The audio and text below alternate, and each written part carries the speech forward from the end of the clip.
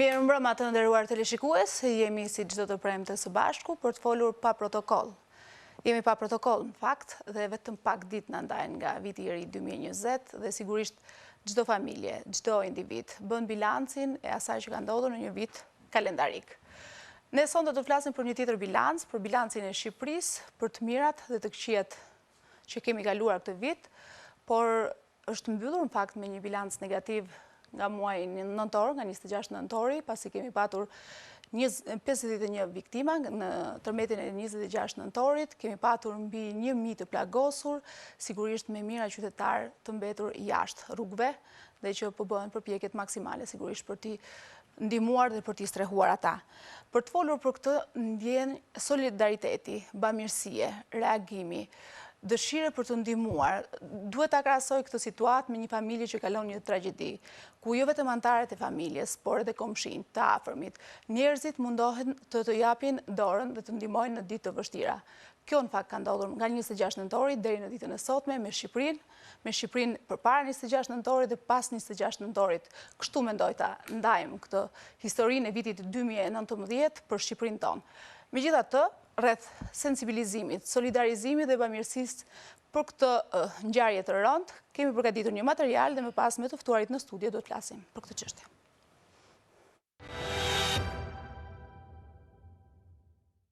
Tërmeti i 26 nëntori që la pas 51 viktima, rreth 1000 të plagosur e me mijëra qytetar pa shtëpi për shkak të dëmtimeve të banesave, zgjoi ndjenjen e solidaritetit mes shqiptarëve, por edhe të huajve që u gjendën në ditë të tilla të vështira. Pa patur nevojë për thirrje, por me një reagim të menjëhershëm, organizatat jo qeveritare dhe shtetet të ndryshme u angazhuan për t'i ardhur në ndihmë vendit tonë të tronditur nga kjo ngjarje rënd, e ku ndihma e mbështetja pritet nga kushdo që mund të ofrojë sërish. Kështu donatorët vendas e të huaj u angazhuan me ndihma konkrete financiare. Të dhënat zyrtare nga Ministria e Financave tregojnë se deri më tani shuma totale e mbledhur nga dhurimet për familjet e prekura nga tërmeti është mbi 13.3 milionë euro, nga më shumë se 6200 donatorë. Nga ndihmat e vendeve të tjera, deri më tani kanë vërritur vetëm donacioni 500.000 euro i qeverisë së Kosovës, ndërsa Behgjet Pacolli, i cili u dekorua nga presidenti i Republikës me titullin Nën Tereza, ka publikuar tashmë edhe projektin e tij për rindërtimin në Thuman e pritet të fillojë nga ndërtimi. Donacionet e premtuara nga shtetet e tjera janë nga Turqia, e cila është angazhuar të ndërtojë 500 banesa për të prekurit nga tërmeti, por edhe nga Italia, Serbia, Greqia dhe vende të tjera të Bashkimit Evropian. Ndërkaq, Fondi Monetar Ndërkombëtar ka akorduar 87 milionë euro për dëmet nga tërmeti, ndërsa Komisioni Evropian 15 milionë euro. Donacionet nga FMN dhe KE ende nuk janë arkëtuar për shkak të procedurave burokratike, por edhe atyre bankare. Ndërkaq, shumë prej bizneseve në vend mësohet se i kanë derdhur dhe vazhdojnë t'i derdhin donacionet e tyre me këste. Paralelisht, shumë të konsiderueshme janë mbledhur dhe nga shoqatat apo fondacionet bamirëse vendase. Fondacioni Firdeus është zotuar për të mbledhur 5 milionë euro. Fondacioni Rënjët Shqiptare në New York kanë mbledhur rreth 1.6 milionë euro, ndërsa fundjavën ndryshe kanë mbledhur 2 milionë euro, si dhe 1.8 milionë euro të mira materiale, ku vetëm përpara 3 ditësh nga Amazon kanë bërritur 5 kamion me vlerë $220.000. Komuniteti musliman ka mbledhur rreth 100.000 euro e po vijon me ndihmat për të lënduarit, ndërkaq Kisha Katolike përmes Karitasit shqiptar, si dhe Kisha Ortodokse, që prej 26 nëntorit janë angazhuar në solidaritet me të lënduarit duke ofruar strehim, ushqime dhe ndihma të tjera, ndërsa fatura financiare ende nuk është përmbyllur. Ndërkaq, $200 milionë apo 20 miliardë lekë është fondi parashikuar të alokohet nga qeveria shqiptare për të nisur fazën e parë të punimeve për rindërtimin e banesave të dëmtuara nga tërmeti. Hapi tjetër që pritet të miratohet shumë shpejt është edhe krijimi një fondi prej 1 miliard lekësh që do të jepet për bonusin e qeras për një vit për familjet e prekura, të cilat do të strehohen në apartamente. Parat që do të mblidhen nga donacionet do të përdoren për rindërtimin e banesave të shkatruara nga tërmeti 26 nëntorit në Tiranë, Durrës, Thuman, Lezhë dhe Laç.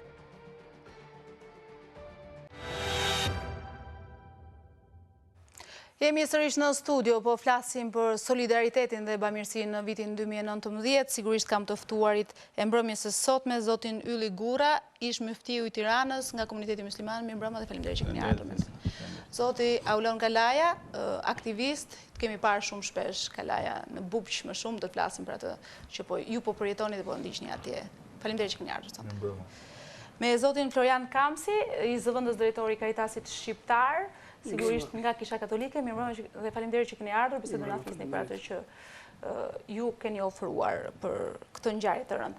Dhe me zotin Robert Budina, regjisor, kemi ndjekur shumë në ndoshta në nismë, nuk mund ta them nismë, po në gjithë reagimin për të mbrojtur teatrin, por di që ju dhe shumë miq tuaj jeni angazhuar edhe në ndihmë dhe në solidaritet të plot me viktimat dhe me ngjarjen e tërmetit, në fakt, ngjarjen e 26 nëntorit. Faleminderit që keni ardhur. Faleminderit ju. Dhe dua ta nis me juve, zoti Budina, si u bë gjithë ai organizim? Që ditën e 26 nëntorit pam që teatri nuk u shemb, ajo që është thënë dhe stërthën disa herë nga majoranca duke justifikuar me faktin që nuk mund të luhen teatro aty, por pam një solidaritet të jashtëzakonshëm aty. Në fakt, atë ditë që ndodhi tërmeti unë nuk isha jashtë për punë dhe pati një ide një miku ynë i përbashkët Adriatik Klapaj që teatrit të shndroi me që dhe si simbolik i rezistoi tërmetit mbase të kthehej në një vend ku të njerëzit të ofroheshin për ndihmuar njerëzit. E hodhëm si ide dhe shumë shpejt për rreth 3-4 orë aty dyndën njerëz, masa të mëdha njerëzish dhe u krijua një solidaritet i jashtëzakonshëm, pa ajo që ishte më e veçantë ishte që punët u organizuan në mënyrë spontane nga që ishte dëshira. Dhe brenda 2 ditëve erdhën rreth 200 vullnetarë që shërbenin aty për të marrë ndihmat, për t'i ngarkuar, për t'i shpërndarë nëpër rrethe, nëpër fshatra. Po, ne shkuam gjithandej dhe njerëzit e gjetën veten shumë mirë në pozicionet që mund mbulonin. Kush ngarkonte, kush karkonte, kush thriste kamionet. Kemi monitoruar dot gjithë destinacionin e ndihmës që ofruan nga. Kemi bërë rreth 100 fshatra që kemi shpërndar. Ne jemi në shifra shumë modeste, ne mblodhëm rreth 15 milion lekë vjetra, ndërtuam 7 kontajnerë që ja çuam 7 familjeve, rreth 60 persona u strehuan përkohësisht, shpërndam rreth 100 ton ndihma, shkuam në 100 fshatra dhe patëm një impakt në rreth 60.000 njerëz, mbase nëse do ta shpërndanim këtë ndihmë që ka shkuar ndihma jonë. Kështu që dhe gjithë kjo ndihmë erdhi nga qytetarët e Tiranës, shumë rastësisht pas një mendim, pas një prapamendim, pas një protagonizëm, ishte një frym. Dhe ajo që e bëri të suksesshme këtë, ishte pikërisht kjo, domethënë, ishte dëshira për t'u gjendë njerëzve dhe për të zgjuar tek njerëzit, sepse ne kemi 2 vjet që rrim aty në teatr dhe kemi ndenjur pikërisht për të krijuar diçka ndryshe. Dhe me sa duket kjo puqi dhe nuk është vetëm merita jone, është edhe e njerëzve të cilët na besuan dhe e çuan më tutje, se po ju them për shembull, ne nuk i çonim kurrë ndihmat për t'i lënë diku në një magazin, duhet ta preknin vetë. Dhe vinin qytetarë të angazhuar si vullnetar dhe shkonin ata dhe kujdeseshin ata. Dhe ne kur nuk shkonim dhe ta linim një kamion në një magazin, po ai do shkonte shtëpi në shtëpi. Dhe nëse tepronin, ne i kthenim mbrapsht, shkonim në një zonë tjetër, mbaronim 2 natës, në 3 natës. Por donim që me dorën tonë shkonim deri në fund për ta prekur. Pra keni ndjekur hap pas hapi çdo gjë, çdo hap, çdo shtëpi. Vetëm ditën e parë, jo. Çdo kilogram makarona. Po ju them diçka më shumë se sa ajo, mbase ish mjeftiu, mund ta di më mirë, njerëzit kishin nevojë për solidaritet shpirtëror. Kjo ishte shumë e rëndësishme, që të ndiheshin që ti qëndron afër tyre, që je me hallin e tyre, që nuk janë të braktisur, dhe për t'i bërë një lloj kure dhe kështu psikologjike, domethënë. Dhe këto unë ndjeva nga njerëzit se vinin dhe kërkonin shumë. Ndoshta do të pyesim zotin Ngure, si e zgjoi ndjenjen e solidaritetin tërmeti? Ishte një ngjarje e rëndë, momentet e para askush nuk e dinte se çfarë pasojësh kishte lënë. Absolutisht. Po përpara se të hyjnë këtë temë, ju falenderoj që për zgjedhjen tuaj dhe për ftesën. Unë dëshiroj që të falenderoj të gjithë median, e sidomos gazetarët e terrenit, bashkë me operatorët pa përjashtuar askënd sigurisht, por diçka që unë edhe e kam vërejtur her pas here, sidomos me tranditin e fundit që psoi Shqipëria, por sidomos rajonet qarku Tiranë, Durrës.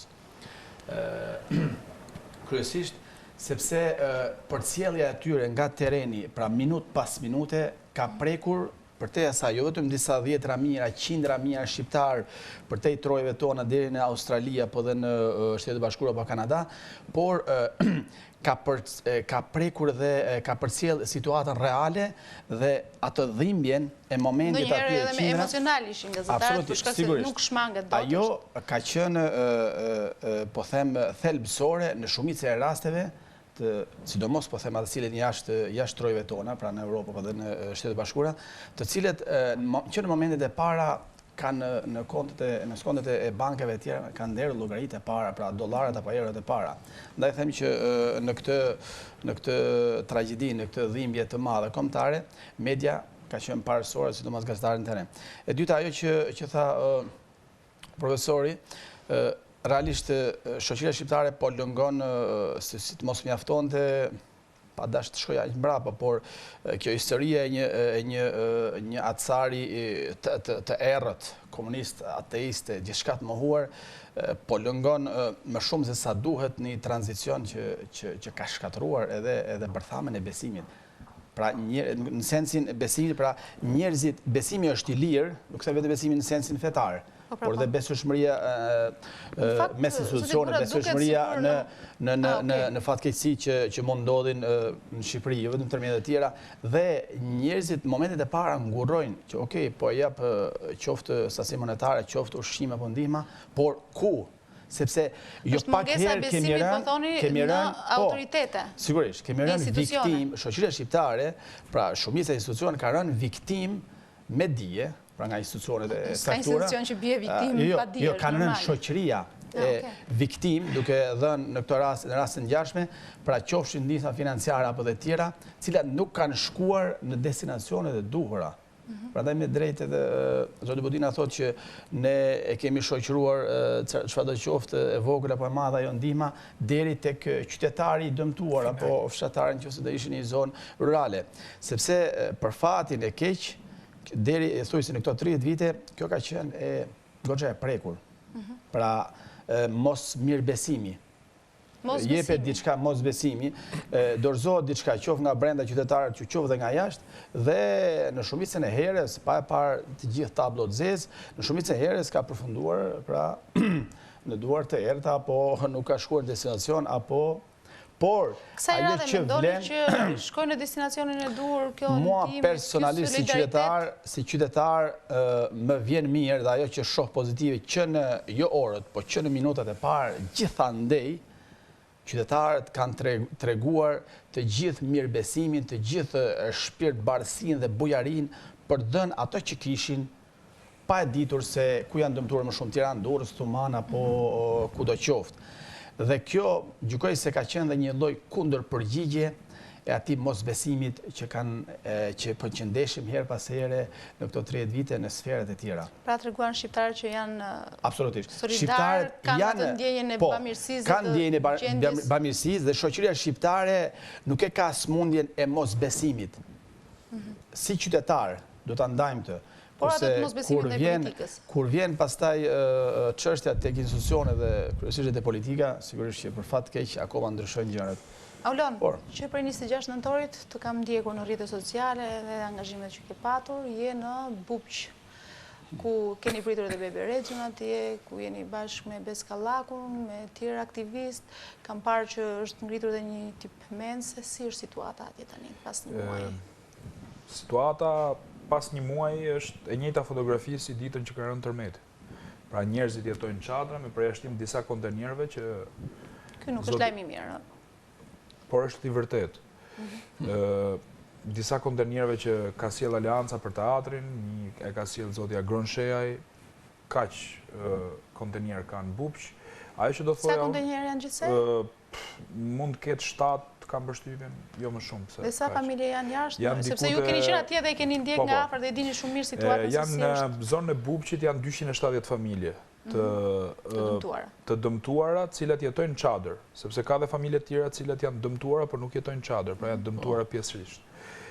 Për fat keq unë kam qenë njeriu i parë që dhash lajmin e keq për Thumanën, edhe fatkeqësisht doli i vërtet. Edhe kam qenë në terren edhe i kam parë vdekjet me sy, edhe duhet të tregoj më gjatë, tani që ka kaluar 1 muaj, besoj se ato kujtime trishta i kemi lënë pas, por më kujtohet një gjest heroik i një nëne me mbiemrin Vata, që shpëtoi nipin e vet, dhe unë e kam parë me sytë e mia të skenë aty. Kanë qenë momente shumë të vështira sepse Po ju ishit në Bupq aty? Jo, po flas për Thumanën. Në Thuman, apo keni shkuar direkt nga Tirana në? Isha në Tiranë, pasi pyeta familjarët e mi se si ishin. Unë nisa për në Thuman. Kisha miqtë e mi atje edhe ishin pa informuar, domethënë në një farë mënyrë e sfiduam dhe rrezikun, ose më saktë nuk e dinim rrezikun, nuk kishim eksperiencë nga tërmeti. Ne hym tek 2 pallatet që ishin të shembura dhe aty kam parë dhe djalin, i kemi dhënë një dorë duke nxjerrë. Tjera kishte britma tjera, një nën kishte mbetur në një kat 4, dera kishte krijuar vakum edhe nuk dilte dot, nuk kishte drita. Jo, kjo nëna shpëtoi, kurse nëna tjetër që mbrojti nipin humbi jetën, sepse mbuloi me trupin e vet nipin. Kjo tregon edhe forcën e nënës shqiptare, domethënë që e kam parë. Nënën pak, po nëna shqiptare ka më të por aty e pash me sytë e mi dhe ajo që do thoja unë është që imagjinoni një situatë tillë ku merrnin kolegët tanë në telefon, majmen Muhamet Veliun, gazetari juaj kam përshtypjen. Jo, nuk është. Jo, gazetari juaj përveç Muhamet Veliut, të disa mediave të tjera, Arseni ndoshta. Erion Skëndaj, Arseni, bravo. Dhe unë kam qenë aty në ato momente nuk ishte drita. Pra, mungonte energjia elektrike dhe banorët vetë, sepse nuk ishte polici, nuk ishte as zjarr fikse, nuk ishte as... Pra, Aulon, po thoni që ne jemi të papërgatitur për të përballuar një situatë të tillë edhe në drejtim të institucioneve që janë për atë punë, për të kryer emergjencën? Jemi të papërgatitur, u pa kësaj radhe që jemi të papërgatitur, jo vetëm për çështjen e emergjencës që dështuam në mënyrë spektakolare për mendimin tim, që nuk e përballuam dot, por jemi të papërgatitur edhe në aspektin e menaxhimit të ndihmave humanitare, që do të thotë ne për shembull si grup që po merremi... A ka ndihma që kanë ikur në destinacion pa njohur, pa ditur? Po, ka. Po flas për eksperiencën time, unë kam 29 ditë në Bupq, nesër mbush 1 muaj, dhe 2 ditë kam qëndruar në Thuman. Shkova zgjodha Bupqin sepse gjithë vëmendja ishte në Thuman dhe kur e gjithë Shqipëria dhe gjithë media për shkak të viktimave, ndërkohë që në Bupq kishte thirrje, kishte klithma, sepse ishin prishur shtëpiat dhe nuk kishte vëmendje mediatike. Prandaj zgjodha që të kishin vëmendje edhe këto zona të tjera, siç mund të jetë Gjurica, Ishmi, Shkafane, Rad apo Manza etj. Ajo që do thoja unë përsa i përket ndihmave është që qeveria e ka të pamundur ta menaxhojë gjithë të krizë. Prandaj edhe në Itali, për shembull, kur bie tërmet, është kampusi vullnetarëve. Është një korpus që funksionon, po ata janë para përgatitur. Ndërsa ne kemi bërë në mënyrë autodidakte vetë, po nga ana tjetër çka ka ndodhur? Ne po merremi me ndihmat, ne nuk kemi pranuar para, pra ne kemi pranuar gjithçka tjetër përveç paras, ndërkohë që sepse edhe paraja mund të menaxhohet dhe të shkojë aty. Po them çfarë kemi bërë neve konkretisht. Grupi po ja po do ja. Nuk e keni pranuar prandaj. Po do ta jap, nuk e bëjmë dot dhe nuk e menaxhojmë dot. Nëse shpreha e kryeministit ka qenë që pranojmë gjithçka, nuk pranojmë asgjë përveç paras, ne kemi pasur të kundërtën e kësaj. Pranojmë gjithçka përveç paras. Ne nuk i menaxhojmë dot parat. Ne nuk merremi dot me projekte të mëdha për të ndërtuar shtëpitë. Ama ne merremi për të çuar ushqimet nxehta aty, duke hapur kuzhinën siç e kemi bërë aty, për të çuar drekën dhe darkën. Ne merremi për të çuar pako ushqimore, ne merremi për të dërguar aty detergjent, siç kemi bërë gjatë gjithë ditës sotme, merremi edhe për me bë disa aktivitete për fëmijët. Po, fjalia fundit. Sepse më pyetët nëse kanë shkuar ndihma në destinacion apo jo. Kemi pasur shumë vështirësi. Nuk i kam kërkuar asgjë qeverisë, në emër të grupit tim vullnetar, që kemi hapur atë qendër, vetëm kam kërkuar që të na lejojnë të punojmë. Nuk na kanë lejuar të punojmë. Pse? Sepse na janë nisur ndihma nga Italia, nga Volos, nga Greqia, nga Londra dhe na janë bllokuar ndihmat, kanë shkuar te rezervat e shtetit. E kam thënë në disa media këtë histori dhe do vazhdoj ta them. Na lini të punojmë. Ato ndihma që janë për Bupqin le të vinë Bupq. Keni emra konkret kush e ka bllokuar si? Po tani dihet historia, gjithë ndihmat që kanë ardhur për të neve, të paktën flas për pjesën tonë. Ju keni komunikuar me këta njerëz të tjerë. Po pa diskutim që kemi komunikuar, janë gjithë komunikimet në WhatsApp, i kanë bërë publike. Nuk kanë ardhur sepse janë bllokuar në dogan dhe janë nisur të rezervat e shtetit në Farka, nuk e di ku janë, Lundër, ku janë këto. Kjo është historia. Dhe do t'i kërkoja publikisht kryeministrit na lejoj të punojmë aq ditë sa kemi neve, se ne nisëm për pak ditë, jemi në ditën e 29-ën. Vazhdon akoma solidariteti, bamirësia, kontributi, edhe sot e kësaj dite pas Patjetër, patjetër që vazhdon. Jam shumë i kënaqur. Edhe më tej, kam si e zgjojnë ndjenjën e solidaritetit tërmeti një ngjarje e rëndë. Kisha katolike ku u gjend në krah të njerëzve, ose si u gjend në krah të njerëzve që kishë më shumë nevojë.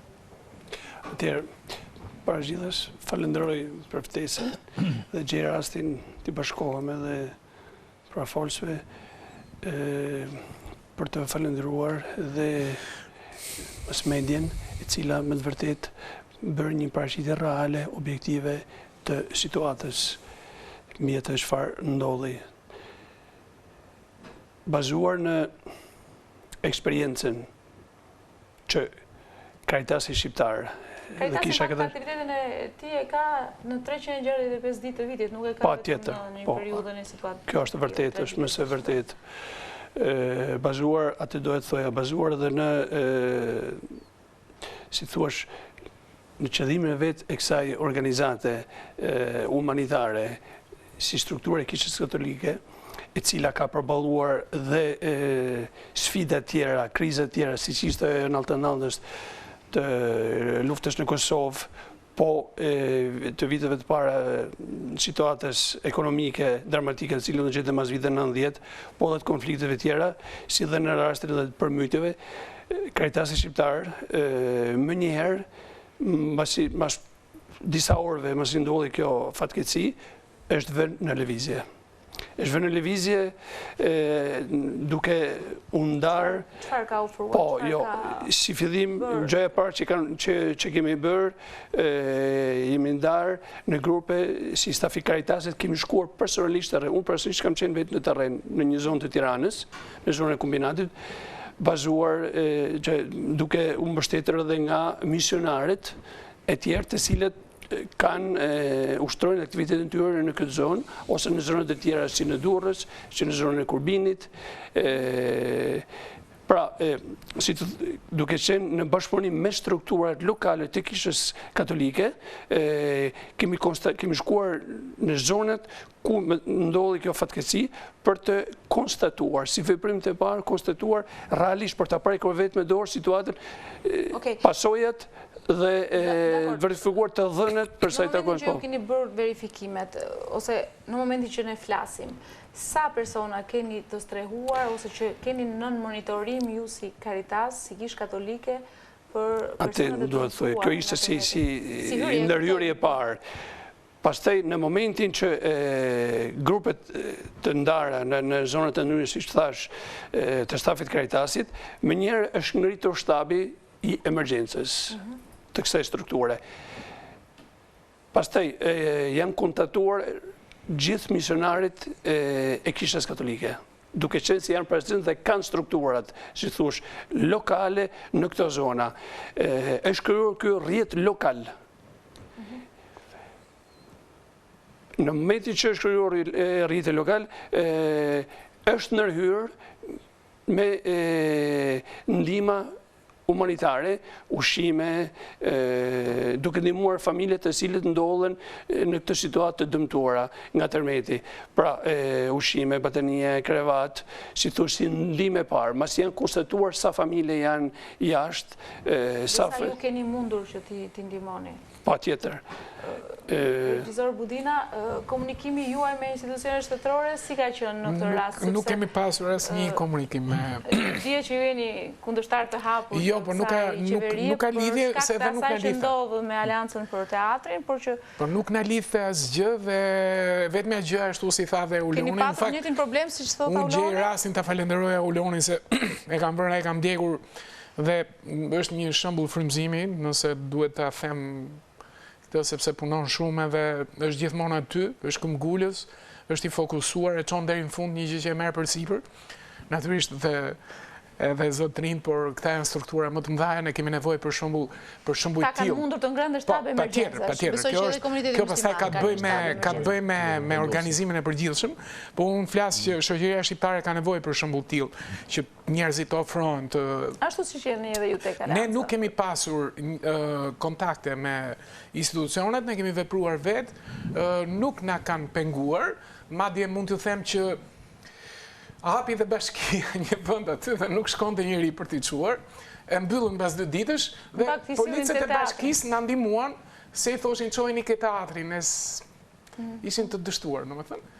Edhe ata i sillnin ke teatri, kështu që institucionet na kanë ndihmuar në këtë rast. Avion, Solidariteti, e mbyllën për një javë sepse mbas një jave, për një arsye shumë thjesht, ne nuk jemi organ juridik, ne nuk mund të mbledhim para, na ofruan para, dhe donim të refuzonim, por njerëzit këmbgulin me forcë për t'i dhënë ato lekë për t'i çuar dhe natyrisht që ne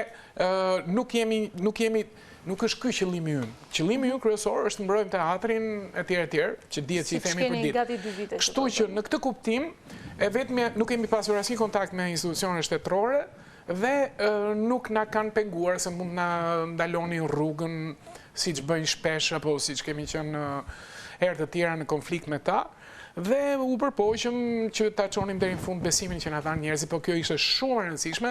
Jam dakord me zotin Gurra që thotë shoqëria shqiptare ka mungesë totale besimi, jo besim fetar, po besim ke vetja, po them unë, e para. Se po të kesh besimin ke vetja e gjen dhe ke tjetri, dhe ato që po bëjmë ne ke Alianca, jemi më tepër si frym qytetare për t'i zgjuar njerëzit që kur vinë dhe këto raste kaq ekstreme, njerëzit të reagojnë. Dhe ky ishte rasti më i mirë për të kuptuar se cila kishte qenë ajo që ne kishim mbjellë për 2 vjet. Dhe qytetarët u përgjigjen, pavarësisht se më vjen keq që në një situatë të tillë kaq dramatike, do të ishte për gjëra më qytetare dhe qytetarët e Tiranës i keni patur në krah edhe në momentet pa diskutim, sepse ne kemi luftuar gjithmonë me art, ne kemi luftuar me fjalë, ne kemi luftuar me mendim, me ndërgjegjësim dhe nuk kemi luftuar me dhunë. Kemi përballë një makineri të ashpër. Ta prekja fare këtë çështje sepse nuk është pjesë e debatit, po e diskutimit të sotshëm. Do të ndalem tek ajo që ndodhi me Lart Vasilin, që u bë mediatik, problem që urra, çfarë ndodhi në fakt? Ndodhi asgjë, absolutisht erdhi grisi banderolën, edhe disa njerëz donin ta çonin polici, kaq, dhe ai si pa me të lidhur. Atë është punë e tij, e ka sajuar, por unë kam thënë dhe në vend tjetër, ai person është shumë i vogël ose edhe unë qofsha për ta zvogluar kauzën e teatrit. Ishte e qëllimshme për ta zvogluar, për ta bërë një gjë banale. Dhe kjo dështoi. Po, tash njeriu në varësi të presioneve që ka gjatë jetës vepron në mënyra të çuditshme dhe ne nuk e dim se si lëviz njeriu në këtë hapësirë dhe kohë të zhvillimit vet personal. Secili ka këto kurba. Edhe mbasere përballet me vetveten.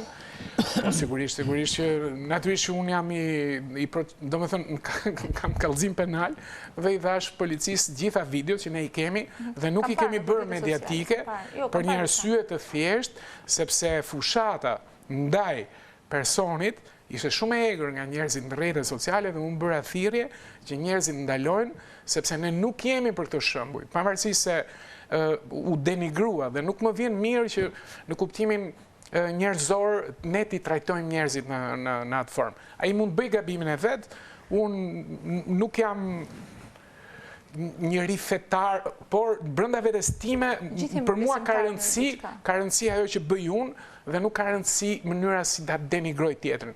Veprimi im do bindi atë dhe shumë tjerë që kam drejt. Okej, shpresoj që zoti Vasili të ajo ishte një gjë shumë e izoluar dhe s'ka asnjë. Po, kishte diçka për të kaluar. Duke pas parasysh që Karitasi shqiptar operon në territorin kombëtar, por ka dhe partnerë strategjik të cilët janë Karitasi dyqezane dhe me anë të tyre është e bërë mundër që të ofrohet dhe ushqimi ngroft në zonat ku ishin ngritur dhe çadër dhe siç e bërë. Në rastin në Thoman kemi qenë prezent, po. E grupimi i Aulonit. Zoti Gurra, në momentet vështira ne pam, ose gjithë ne ju drejtuam Zotit. Zot na mbro. Ato gati 1 minutë, ato sekondat e frikshme të 26 nëntorit, ishin gjithë me syt nga Zoti, pavarësisht se ndodhi natën dhe ishte traumatik për gjithë neve, për shoqëri që kaloi, viktimat ishin të shumta dhe ishte e dhimbshme si pasojë, por që vetëm për momentet vështira ne i drejtohemi kishës ose xhamis? Sigurisht, unë s'pari do prek pjesa e besimit, pra besimin përfshirë sferën fetare dhe sferën shoqërore. Një thënie e Shën Agustinit, besoj por duke prekur. Pra në këtë rast edhe me sa duket ne, si shqiptar, përveç rastit të tërmete apo në disa raste solidariteti kombëtar, e kemi vojtur këtë. Pra besojmë tek njëri tjetër vetëm duke prekur ose duke siç ishte rasti tërmete. Ndërsa tek pjesa a na duhet Zoti vetëm kur tronditemi, pra kur lëkundemi bashkë me tokën, në fakt po të kthejmë pak, nuk do të hyrë pjesa fetare, por ta shpjeguar, domethënien e fjalës njeri, fjala njeri është legjitime edhe ta shpjegosh. Jo, nuk ka ne kështu se unë më tepër nisem nga ajo që të kuptohem, jo të shpreh atë çka vetëm di unë, të kuptohem nga publiku. Dhe fjala njeri në origjinalin e vet që ka zbritur në librin hyjnor, do të thotë në një farë mënyre mos mirënjohës. Pra jo gjithë kohën, por rrëshqet njeriu në kurbën në harkun e jetës vet, rrëshqet her pas here në një lloj mos mirënjohje, po jo vetëm ndaj Zotit, ndaj natyrës, ndaj të mirave, ndaj sigurisht është dhimbshme, ndaj prindërve, ndaj fëmijëve, ndaj shoqërisë, ndaj shumë tjerave, ndaj dhe me sa duket sigurisht kjo turavrapi, megjithëse nuk jemi atje, po ky turavrapi i këtyre 30 viteve më shumë një lloj kapitalizmi, gjysmak e tjera me radhë, me sa duket shqiptarët që në 4 dekada ishin fare pa Zotin, të paktën ligjërisht dhe në institucione. U ishte mohuar, po besoj që kanë besuar. Sigurisht, patjetër, në frym patjetër, ajo është diçka që s'ndodh dot, njësoj sikurse edhe në Kubën apo në Kinën e sotme. Por në institucione, në shpalosje publike, në përfshirje publike sigurisht dhe këto 30 vite, më falni, pas këtyre 30 vite, me sa duket lëkundje të tilla u rikthejnë për disa momente, duke folur paksa modest kjo, jo gjykim 100%, i ktheu tek Zoti. Në fakt, realisht, ajo që është pjesa reale, pra dhe bashkëvëllezërit e mi, fjala vjen prifterit apo pastorët apo dhe të tjerët, e din mirë që besimi i njeriu nuk duhet të fuqizohet apo nuk duhet të jetë varur vetëm në raste katastrofash.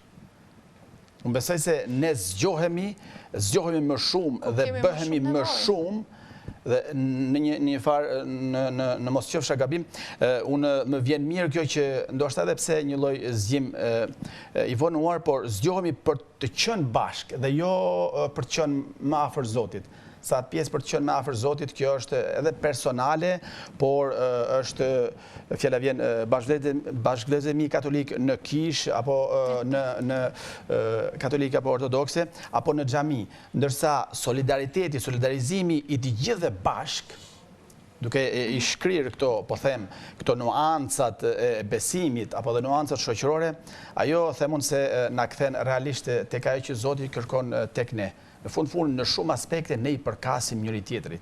Pra zinxhiri shoqëror ne i përkasim diku më shumë, diku më pak.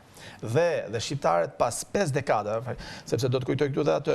Se do shkojmë në publicitet shumë shkurt. Pra shqiptarët pas 5 dekada, përballë tërmetit tillë, u ringritin përkundër gjithë atyre godite që kam mësuar, edhe pse jemi në demokraci, po them. Pyetja shumë shkurt, Aulon, a u zgjuat për të qenë bashkë në krah të banorëve të Bubqit, Thumanës apo të njerëzve që u dëmtuan, apo sepse deri diku ishte frika e Zotit që po na ndëshkon ndaj gjithë kësaj që sapo tha zoti Burra që ne kemi një lloj. Është pyetje personale apo unë jam besimtar? Jo, nuk e kam personale se ju nuk besoni apo besoni, po e them si lëvizje qytetare, si njerëz që u reaguam. Ne faktikisht me të thënë drejtën po merreshim me çështjen e miniShengenit ballkanik.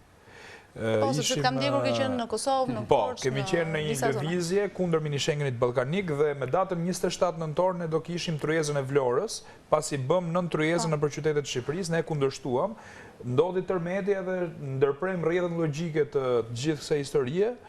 dhe vazhdu më marë me tërmetin. Pastaj, kur Vučići erdhi në Tiranë, ne lam tërmetin një ditë, shkum bëm protestën, shkum prap në... Pra triumfoi ana njerëzore përballë këtyre problemeve të ditës që janë... Patjetër që po, po gjithsesi duhet jemi në çdo front, domethënë sepse këtu lëvizin gjërat me shpejtësi. Ka zhvillime në Shqipëri. Do të shkojmë në publicitet dhe do të kthehemi prapë në studio për të folur për këto argumente.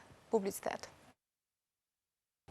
Rikthehemi sërish në studio, po flasim për solidaritetin dhe bamirësinë, për mënyrën se si reaguan shqiptarët, por jo vetëm shqiptarët, edhe të huajt janë gjendur në krah të shqiptarëve të dëmtuar dhe të lëmduar nga tërmeti 26 nëntorit. Kanë qenë organizata të shumta jo qeveritare në Shqipëri, aktivistë të shumtë, të cilët janë organizuar për të ofruar sa më shumë ndihmë, sigurisht komunitetet fetare, të cilët janë angazhuar duke krijuar vend strehime apo bazën materiale, ushqime për të dëmtuarit nga tërmeti i 26 nëntorit, por ne do të lidhemi me Orges Betin nga Fondacioni Fundjavën Ndryshe, i cili është dhe koordinator i këtij fondacioni dhe sigurisht do të na jap informacionet e tij në lidhje me aktivitetin e Fundjavën Ndryshe për një muaj. Orges, mirëmbrëma. Në fakt në pa mundësi për ta krijuar këtë komunikim me kamera, me figurë, sigurisht dhe fjala juaj do të dëgjohet edhe me telefon. Orges, si është bilanci i punës së kryer në thirrjen tuaj për ndihma për tërmetin e 26 nëntorit?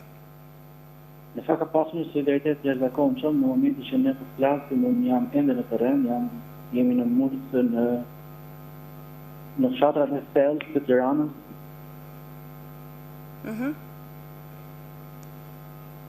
Orges? Në fakt, mbas datës 26 nëntor në orën e parë të mëngjesit, ne kemi organizuar të gjithë strukturat e fundjavës, vullnetarët, dhe kemi arritur që të koordinohemi në një mënyrë të shpejtë për ato bazën e nevojshme, të cilat ka qenë batanie, lëshmatje, rroba dhe trajnim të familjes në nevojë. Sot flasim për një bilanc dhe shifra konkrete, bëhet fjalë për rreth 5.000 ton ushqime të shpërndarë gjatë gjithë muajit, ku çdo ditë nga qendra e fundjavës të vinë dhe dalin kamion dhe furgon, por edhe mjekët të vogla, sepse në shumë kohë të ndryshme ne nuk arrim të hyjmë dot, dhe dëshirojmë që të hyjmë mjekët të vogla, sepse siç besoj edhe paneli në studio ka të qartë, janë shumë familje që nuk pranojnë të lëvizin nga banesat e tyre, sepse kanë kafshë, kanë gjëra të ndryshme dhe është e vështirë që ata të lëvizin. Orges, shpërndarjen e këtyre ndihmave, ju e keni kryer personalisht me aktivistët e Fundjavës së Ndryshe, apo keni kombinuar ose bashkëpunuar me institucionet shtetërore për të qenë tek secili prej atyre që kanë nevojë dhe që ju mund të ofroni këtë lloj ndihme? Përgjithsisht ne kemi ofruar me vullnetarët tanë, sepse ka rreth 8.000 vullnetarë në gjithë Shqipërinë, që na e lehtëson të gjithë punën dhe verifikimin. Fakti që ne merremi gjatë gjithë kohës me familjet në nevojë na ka bërë që të kemi dhe database dhënë. Por ka dhe shumë familje të tjera të cilët po tërmeti i prekur dhe në momente të ndryshme ne kemi pasur dhe bashkëpunim me organet shtetërore. Pra, nuk keni patur një klimë mosbesimi për të shkuar në destinacion, ajo që ju keni mbledhur në sajt të solidaritetit të shqiptarëve nga vendi ose nga jashtë Shqipëria? Në fakt, çdo gjë që njerëzit kanë dhuruar është amaneti i tyre apo porosia e tyre që të shkojë tek familjet e prekura, edhe ne kemi dashur që të bëjmë të mund që çdo donacion të dhuruar nga donatorët tonë të shkojë në vend dhe nga vetë fundjava dhe pas fundjavës. Kështu që kemi organizuar vetë të gjithë procesin të shpërndarjes. Okej, e kuptoj. Orges, deri më tani mund të flasim për një bilanc të asaj që ju keni grumbulluar dhe sigurisht që ky proces do të vijojë dhe ku do të fokusoheni më shumë, në cilat nga zonat e prekura nga tërmeti e keni destinacionin ose synimin për të shkuar? Të grumbulluara kesh në PayPal, në GoFundMe dhe në donacione të ndryshme që janë dhuruar tek fundjava, po ashtu ka vlerën të mirë materiale, ka në vlerën 1 milion eurove. Edhe njëherë të tëmë, në vlerë kesh dhe në vlerë? Ka rëndësi sigurisht për njerëzit, por që... Për rinjë që dhe në kavaj, është rreth 1.8 milion euro të mira materiale, ku përfshihen ushqime, veshmbathje, rroba dhe çdo gjë tjetër që qytetarët kanë dhuruar, dhe 2 milion euro të cilët janë të kesh në llogaritë të fundjavës, nëpërmjet GoFundMe, PayPalit dhe donacionet të ndryshme. Këmbësit është një për rreth 24 orë është arritur të ngjitet një shumë prej 1 milion euro që ndërë para, që ka tregon që solidariteti ka qenë njerëz zakonshëm, shqiptarët kanë treguar për frymën edhe për gjithë mënyrën se si ata duan që gjithë ky proces të vazhdojë. Ju parë për një faturë financiare, ne jemi në pritje të një faturë financiare, sepse do të kuptojmë që tërmeti nuk ka shumë kohë që ka kaluar, por mos harrojmë që ndërmjet një shkallë më të ulët të disa ditë më parë, çka dhe aty ka shumë shtëpi të tjera të cilët nga verifikimet e para kanë dalë të pabanueshme tani nga ekspertët. Ne kemi ekspertë tanë të cilët janë në terren edhe bëjnë verifikimet për llogari ose për interes të fundjavës, që thamë në fillim, ne duam të jemi transparent deri në fund për çdo donacion që njerëzit kanë dhënë. Orkes, a keni kapacitetet e mundshme njerëzore për të bërë menaxhimin ose zbatimin e projekteve që do të kryhen për rindërtimin, pra për banesat që do të rindërtohen? Unë besoj se fundjava ka treguar. Apo keni nevojë edhe për asistencën e institucioneve shtetërore? Kjo ishte qëllimi i pyetjes. Shiko, gjithë procesi është në koordinim nga Komiteti i Rindërtimit, cili varet nga Qeveria Shqiptare dhe më pas ne do të kemi një pjesë të një zone të caktuar, kuptohet dhe në bazë të buxhetit që fundjava ka, do të kemi domethënë zonën që do të operojmë. Por besoj se ne kemi treguar në këto 4 vite sepse jemi në gjendje të ndërtojmë dhe të restaurojmë shtëpia nga para. Ne kemi një bilanc rreth 400 shtëpia të ndërtuara dhe të restauruara, që tregon që i kemi dhe burimet dhe mjetet e nevojshme të kalbërtisht. Okej, po kjo nuk është një situatë normale që fokusohet të ndërtimi një shtëpi, apo sigurisht është një situatë që kërkon shumë ekspertizë dhe njerëz që dinë të zbatojnë projekte dhe të bëjnë ndërtime të sigurta dhe jo ndërtime siç ishin ato që u ndërtuan dhe që u shembën për shkak të tërmetit. Shiko, ne të paktën nga verifikimet që ne kemi bërë të gjitha shtëpiat që ne kemi ndërtuar, fatmirësisht asnjë nga ato nuk është shpërgjigj. Ka treguar që ka pasur një rezultat maksimal në gjithë inxhinierët dhe arkitektët që neve kemi pasur në projektin tonë. Unë dua të them diçka, le të jemi të sinqertë në këtë që themi. Kemi parë pallate që janë domethënë me kolona praktikisht një shishe qelgji. Pallate që kushtojnë 70-80 euro, qytetarët kanë paguar për këtë gjë. Edhe nuk mund të jetë normale që në situatë të tillë njerëzit paguajnë mos ketë asnjë garanci për jetë. Ato që ne kemi ndërtuar në të vite, është fatmirësisht kanë rezultuar të padëmtuara. Okej, shpresojmë që edhe ato që ju do të ndërtoni do të jenë po ashtu me standarde dhe me cilësi. Orkes, ju jeni në terren në kontakt me njerëzit, me ata të lënduarit, me ata të cilët kanë më shumë nevojë. Në fakt, çfarë kërkojnë më shumë ata njerëz? Shtëpia sigurisht vend strehimi, por që çfarë kërkojnë si emergjencë të situatës? Kryesisht besoj të gjithë e tim që baza dhe gjëra kryesore është shtëpia, sepse praktikisht nëse dikush nuk ka preshur shtëpia i ka ndryshuar gjithë jeta. Ka familje të cilët tani kanë preshur gjithë programin e tyre, fëmijë që nuk shkojnë dot në shkollë, se do duhet të ndrohen në një hotel diku larg apo në një qendër. Ka grumbullim njerëzish, por edhe ata familje që jetojnë në çadra, për arsye se kanë vjedhur të jetojnë aty, unë besoj edhe nga organet shtetërore, fundjavë apo edhe fondacione të tjera, ja kanë ofruar mundësinë që ata të zgjedhin se si duan ta vazhdojnë këtë gjë. Por ata duke qenë se që thamë në fillim që kanë materiale, kanë gjë të gjallë, kanë bakti dhe kanë shumë vështirë të vitin nga zona ku janë. Edhe kjo na detyron ne që her pas here në mënyrë shumë shpeshtë të rikthehemi për të ndihmuar dhe të bëjmë. Okej, edhe pyetja fundit, Orkes, deri në këtë moment për një muaj, sa familje keni ndihmuar ose asistuar me ndihmat që ju ofroni atyre? Vetëm tek qendra e Solidaritetit ne kemi patur 240 familje të cilët ishin të strehuara dhe merrin të gjitha shërbimet. Kuptohet që qendra akoma është në përfundim, akoma nuk ka mbaruar, edhe ne jemi në proces ndërtimi, edhe na e pamundson të faktin që të marrim çdo kohë aty. Kemi strehuar në qytet, në Tiranë, në Durrës, në zona të ndryshme, ku kemi pasur partnerë dhe donatorë tanë, të cilët kanë shpërur gatishmëri që ti mbajnë familjet e nevojë për një kohë dhe një afat pakatuar. Kjo besoj siç dhe ju e dini dhe qytetarët, edhe njerëzit e kanë qartë, është situata e përkohshme që ne shpresojmë gjithë bashkë të bëjmë maksimumin që kjo gjë të marrë një zgjidhje komplementare. Nuk duam që të bëjmë një zgjidhje momentale apo një zgjidhje të shpejtë, por duam një zgjidhje përfundimtare. Sigurisht janë institucionet ato që vendosin fjalën e fundit për zgjidhjen përfundimtare dhe është qeveria që është në pushtet. Cila do qeveri sigurisht ka detyrën që ta kryejë këtë detyrë. Unë të falenderoj Orges për gjitha...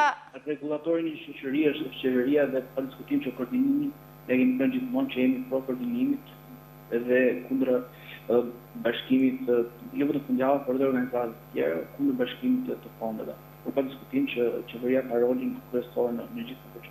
Pra ju jeni kundër bashkimit të fondeve të fundjavës, ndryshe me ato që ka ekzekutivi në menaxhimin e kësaj situate. Nuk tonë të trend, jemi korrekt. Njerëzit kanë besuar tek ne, kanë besuar tek fondacioni. Dhe duhet që gjithçka që ata kanë besuar, siç e thashë në fillim, është avaneti që ata kanë besuar tek ne në shkëmbim të punë. Besoj se kemi treguar këto vite për të transparencën tonë dhe ta bëjmë këtë gjë në vjeshmëri. Dhe natyrshëm pyetja, a ka të bëjë kjo me mosbesimin ose frikrat e fundjavës ndryshe se donacionet që i ka grumbulluar ky fondacion nuk shkojnë në destinacion dhe nuk menaxhohen siç duhet nëse do të kalonin në menaxhimin e institucioneve shtetërore? Kjo është një vend qytetarëve. Duket se kemi një problem me komunikimin me Orgesin. Tani të dëgjoj. Okej. Nuk i tipë se premte, por është të them është fakti që për ashtu të njerëzit kanë besuar tek fundjava është detyra dhe përgjegjësia jonë që ne të shkojmë gjithë procesin e fundit. Okej. Unë të falenderoj për këtë komunikim të drejt për drejt me emisionin pa protokoll. Kemi qartësuar dhe pozicionin tuaj dhe të fundjavës ndryshe në lidhje me menaxhimin e situatës pas tërmetit. Ju përgëzoj për gjithçka që keni arritur dhe ju uroj që të arrini sa më shumë dhe të jeni sa më afër njerëzve që kanë më shumë nevojë. Unë ju falenderoj për këtë komunikim të drejt për drejt. Zoti Budina, se e pash që mezi për prisnit të komunikoni pas përderisa njerëzit i besojnë atij fondacioni, nuk ka arsye që ndryshe do e kishin thënë vetë qeverisë. Kështu që se kam po të njëjtën prospektiv kur ne i sollën ne. Nëse ne i marrim dhe tani i çojmë në një magazin, do të thonë që i lëm jetim. Mirë po njerëzit që dhuruan, nganjëherë ishin më të varfër se sa njerëzit që përfituan. Por ata ishin në nevojë, kështu që njerëzit e sollën dhe si medium na gjetën ne. Kështu që ne kishim, është një lloj amaneti, si ta lër dikush amanet dhe ti mos ta çosh në fund. Tash i fundjava ti hapi qeverisë. Pse është gjithë ky mosbesimi? Po përse ja besuan atyre dhe sa besuan institucioneve dhe besim ndaj fondacioneve ose po ja, për shembull, ne kemi një ato ditë të tërmetit, një mëngjes apo drek, nuk e mbaj mend se ç'ishte, vjen një makinë dhe ne menduam se po vinte ta shkarkonte ke teatri kombëtar. Nuk shkoi dhe shkoi ke ministria. Aty po shkarkohej dhe ne lexuam që ishin të fundjavës ndryshe. Disa aktivistë tanë e xhiruan këtë dhe u shkarkuan ato ndihma te Ministria e Brendshme, u shkarkuan ndihmat aty, nuk e di se si ishte. Është sqaruar kjo gjë nga ana ministrit. Dhe një aktiviste jona, zonja Anduela Ndreun, xhiroi gjithë skenën dhe i tha ku po i çoni, pse po i shkarkoni tu? Janë provë se janë sekuestruar diku si të vjedhura, më duket, nuk e di se çfarë. Dhe po i shkarkonin aty, ndërkohë që ajo Anduela Ndreun e xhiroi dhe pastaj e nxori te faqja e vet e Facebookut. U trondit qeveria që është kjo shpifje, nuk bëm asnjë shpifje, thjesht e dokumentuam këtë si fakt. Dhe ka qenë vërtet për t'u analizuar dhe për t'u... Po, ka qenë për t'u analizuar, sepse gjithë secili nga ne, nëse sheh një vepër penale, ka detyrimin, e kap ligjin nëse ta denoncojnë, nëse nuk e denoncojnë... Ajo e denoncojnë Facebook, nuk e denoncojnë në autoritete. Po, e denoncojnë Facebook, po te autoritetet që po e bënin vetë shkeljen, te cilat autoritetet. Pastaj, nuk e dim ne që s'do ta bënte ajo këtë punë, më mbrapa, si tani po e ndjek. Kështu që, dhe mbas kësaj erdhi policia për ta kapur, për të biseduar, ajo nuk pranoi të shkonte, pastaj tentuan pas një urdhër, si rrëmbim personi, një shtet që vepron në mënyrë mafioze, si rrëmbim personi tentuan ta merrnin mes rrugës. Shkuam ne 20 veta, i bllokuam. Policia tani është në ndjekje penale me 3 akuza nga shteti, pse nuk ju bin policisë, po, pse nuk ju bin policisë, privatësinë, edhe diçka tjetër se ç'kan gjetur, domethënë. Ky shteti pse nuk i besoi shtetit, produkte ose materiale që vinë nga fundjava ndryshe, thonë, ja? Po. nuk ka lidhje fundjava ndryshe, që luan që ishin tilla, nuk e di domethënë ishin të shkruajtur me aty, nuk është i lidhur fondacioni direkt me këtë skandal, është i lidhur qeveria. Pse nuk i besojnë qeverisë, institucioneve, se veprojnë në këtë mënyrë?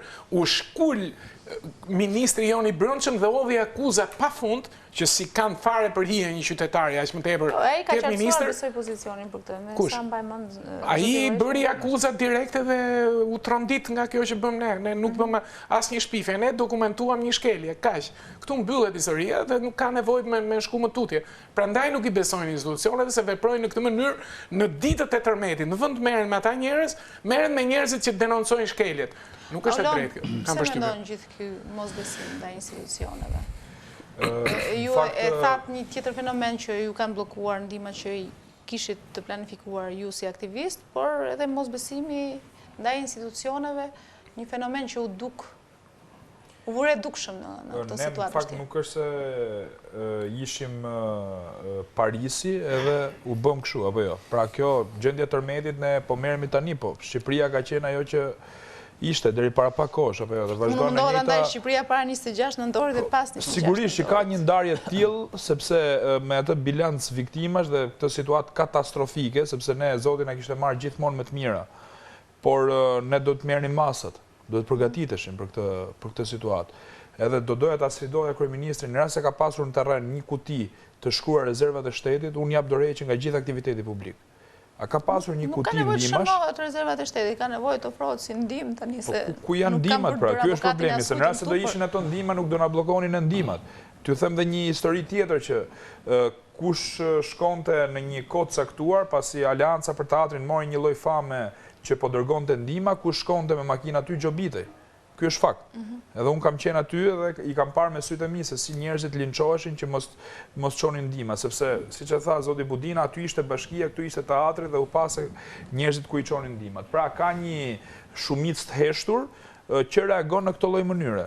Sepse, për shembull, unë po them diçka. Me refuzim, po patjetër, sepse është çështja e amanetit pra. Shpreha kryeministrit që duam vetëm para dhe nuk duam asgjë tjetër, unë mendoj që i ka prishur shumë punë kësaj situatës së tërmetit. Pse? Është shumë e rëndësishme kjo. Sepse një njeri nuk ka para. Një njeri mund mos ketë para, po ka dy batanie. Ai do jap batanien e vet. Ka një njeri tjetër që ka vetëm një batanie dhe jep atë batanie që ka, se po marr rastin e batanies. Atëherë, kjo i demotivon njerëzit, kjo lloj deklarate që ata t'japin nga ndihmat e veta me aq sa të kenë mundësi. Ama i motivon aktivistët, i motivoni ju, i motivoni. Po dakord, pra se ne kemi nevojë për njerëz. Ne kemi nevojë për njerëz. Pra njerëzit, ne na duhen njerëzit që të paktën t'japin nga përkujdesi i tyre në terren, kuptoni drejt. Jo vetëm të kemi njerëz që japin para. Sigurisht i duam dhe ato para që thon filan oligark 1,5 milion euro, një biznesmen. 3 milion euro. Dakord, pra biznesmeni X dha 5 milion euro, ku e diun tani, po ja fus kot shifrave, na duhet. Po ne në thelb na duhet edhe shoqëria, më njerëzit e thjesht. Ato që japin diçka nga vetja tyre, që kanë 2 dhe japin 1. Pse ky është dhe morali fetar apo jo? Kush ka 2 këmishë, le t'ia dhuroj njërin atij që nuk ka. Tha Jezus Krishti, apo jo? Patjetër, është një akt dëshërie ndaj të pra drejtave. është historia, si mund kthehet njeriu në një kavje materiale në këtë lloj mënyre. Pa diskutim që duhen ndërtu dhe shtëpiat, po kjo demotivonte njerëzit pra në aty edhe filluan njerëzit të rriqen njërin tjetrin. Jo se e dëgjojnë bariun e popullit, se në këtë rast nuk është kryeministri, por kjo ishte institucioni ose më saktë politika institucionale që ndoqi zoti Rama, sepse për mendimin tim është e gabuar gjithsesi. Mund t'ju shtoj diçka në lidhje me këtë që thot Auloni, për mendimin tim, ai u ndjej konkuruar nga puna jon, nga puna e Aulonit, nga puna e gjithëve dhe prandaj bëri këtë thirrje, se tha na u kalbën në Durrës. Ku i ke, i tham, të vim t'i marrim ne, ç'keti, s'ti lëm ne të kalbën, se ka njerëz plot që ka nevojë. Kështu që është e gabuar t'i thush ti të ndërhysh, pikërisht ka ai moral që tha Auloni dhe që thot zoti Gura dhe zotëria nga Karitasi, sepse është po e njëjta, domethënë ai prish modelin, prish solidaritetin me këtë që thot. Dhe na i kthen qeverinë si një ark ku hidhin ca lekse, është ky krye bariu që i çon atje, që i çon dhe gabim ka herë, se i lë gjërat kalben aty. Kështu që ky është thelbi i lëri njerëzit të veprojnë sepse ajo e zgjidh historinë. Dhe më së miri situatën e zgjidhin institucionet. Në këtë situatë, në krizë do flas. Në këtë situatë paraprake duhet të zgjidhin institucionet. Por dakord duhet. por ne po themi në terren nuk e zgjidhin. Atëherë lej njerëzit veprojnë dhe ti bëj punën tënde. Lej njerëzit të ofrojnë ndihmën që kanë. Këtë po themi pra. Atëherë, ore, çfarë pune i prish për shembull fjala bie kryeministit, një qendër vullnetare që po bën punë. Ore sikur një shtëpi të marrë një qendër vullnetare, kryeministri qyle ka, apo jo? As ndihmë nuk i kërkohet. Institucionet shtetit shqiptar. Po atë kemi përballë prasë. Jo, këtu nuk ka institucione, ju e dini që këtu ka vetëm një njeri. Ne po flasim për institucione në kuptimin e qeverisjes. Dhe ne po flasim për një njeri që po udhëheq këto momente dhe del gjithë ditën televizor, apo jo? Patjetër. Kjo pra është historia. Kështu që disa njerëz që nuk të kërkojnë asgjë, lerit punojnë, kaq është shumë e thjeshtë. Do të merresh me para, merr më zotëri me para, çfarë problemi ka? Vazhdo mblidhi merë dhe me Vučićin po deshe, mblidhi dhe parat e serbëve që thanë unë do japë më shumë para se ky, apo jo. Se kjo ishte sfida që kishte erdhja i për të bërë show këtu, për të dukur si Bamiresi madh. Sa ka dhënë Franca, kaq. Unë do japë më shumë se kaq. Ore Zoti ja shtofti natin nga ana tjetër. Po, duhet jemi dhe i çik me këmbë tokë edhe serioz, sepse nuk duhet ta humbim kurrë raportin me historinë. Ne e dim se kush na ka ndihmuar në vitet e kaluara, apo jo. Tek zoti Gura, Turqia shumë shkurt sepse e di që keni ju të drejtë të ndërhyni në këtë moment. Ndoshta? Jo, thjesht doja të përshkruaj edhe zotit Orën. Jam plotësisht dakord, sepse në fund të fundit vetë thelbin e vetë solidariteti është një vlerë dhe duhet të mbështetet patjetër, sepse kjo të inkurajohet, sepse kjo na bën që të rritemi më tepër edhe si komunitet, edhe si shoqëri, kështu që nuk ka pse mos të inkurajohet në një mënyrë apo një tjetër, se format e solidaritetit janë të ndryshme. Kisha Katolike sa persona ka ofruar ose si është gjendur këtyre të dëmtuar? Atëherë, ashtu si thash, në vazhdin e ngritjes së shtapit të emergjencës është bërë dhe një plan pune. Në hyrjet e para sapo e përshtrova, por ka vazhduar njëkohësisht që edhe puna e strehimit të personave, të familjeve të dëmtuara në ambientet kishtare, apo në ambiente ku edhe zhvillohen aktivitetet si formuese si dhe kurse. Vjojnë të jenë këto familje disa nga to, disa kanë shkuar në vendet e tjera, por vjojnë dhe të jenë akoma të shtrehuar. Tani me vjen në mend, kemi rastin në kishën e Laçit, ku kishën e Laçit e Shërmhillit, ku deri tani janë asistuar mbi në çdo ditë u asistonin 150 vetë, që merrnin 3 vakte. Ama liderët e politikës shkuan atje për të parë se sa mirë janë asistuar këta njerëz atje.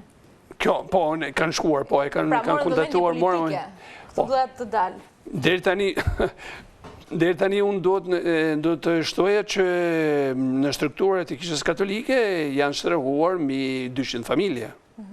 Që janë hapur monitorimi, ofrohen shërbimet bazike, normale, ato të ushqimit dhe gjenën sanitare, por ajo që kemi vazhduar të bëjmë, dhe që ne kemi konstatuar, nuk është vetëm fakti i dhënjes ndihmës asistenciale, por kemi konstatuar edhe me strukturat lokale të Kishës Katolike, si Caritas dhe të Kishës Katolike, kemi konstatuar që ka një ngarkesë psikologjike, emocionale, në familjet e cilët... Që ndoshta kanë nevojë për këtë lloj... Pikërisht për këtë, në vazhdin e programit të punës, kemi ofruar edhe suportin psikosocial dhe animatorë. Që është një gjë shumë e mirë, nuk e di nëse është kryer kjo nga ana e... Janë pothuajse çdo ditë asistuar me këtë shërbim, me këtë suport 1060 persona, kryesisht fëmijë. Për shembull, siç është në palestrën e shkollës numër 4 në Kërruj, ku na është kërkuar ndihma edhe nga Agjencia Shtetërore për Mbrojtjen e Drejtave të Fëmijëve, kemi bashkëpunuar së bashku me specialistët e tyre për të suportuar, për të dhënë këtë suport psikosocial me lojra, animacion, bilesh dhe njërisi, kemi bërë dhe asistim shkollor për të kryer detyrat për ato fëmijë të cilët frekutonin shkollën. Okej, ata kanë nevojë për asistencë. Po patjetër, asistencë psikologjike sociale. Ne do të shkojmë në publicitet, nderuar teleshikues, për të vijuar bisedën dhe diskutimin në lidhje me Bamiresinë, me këtë ndjesi dhe ndjenjë pozitive që u vure dukshëm ndër shqiptar pas 26 nëntorit. Publicitet dhe kthehemi sërish në studio. Rikthehemi sërish në studio, po flasim për solidaritetin dhe Bamiresinë. Ngjarja 26 nëntorit duket se i ka bashkuar gjithë shqiptarët, por komunitetet fetare janë edhe më të ndjeshme për shkak të mesazheve që përcjellin në radhët e qytetarëve, tek besimtarët, tek ata të cilët drejtohen në kish apo në xhami. Unë kam zhvilluar një intervistë sot me Ad Grigor Pelushin nga Kisha Ortodokse. Do të ndjekim intervistën e tij në lidhje me qëndrimin që ka mbajtur dhe sigurisht ndihma që ka dhënë Kisha Ortodokse për tërmetin e 26 nëntorit, pasi sigurisht gjitha besimet fetare janë të ftuara dhe kanë qenë duat që të jenë pjesë e këtij emisioni për të përcjellë qëndrimet dhe sigurisht opinionet dhe ndihmën që kanë dhënë për këtë ngjarje. Ndjekim intervistën e Grigor Pelushit, atë Grigor Pelushit, dhe më pas kthehemi sërish në studio.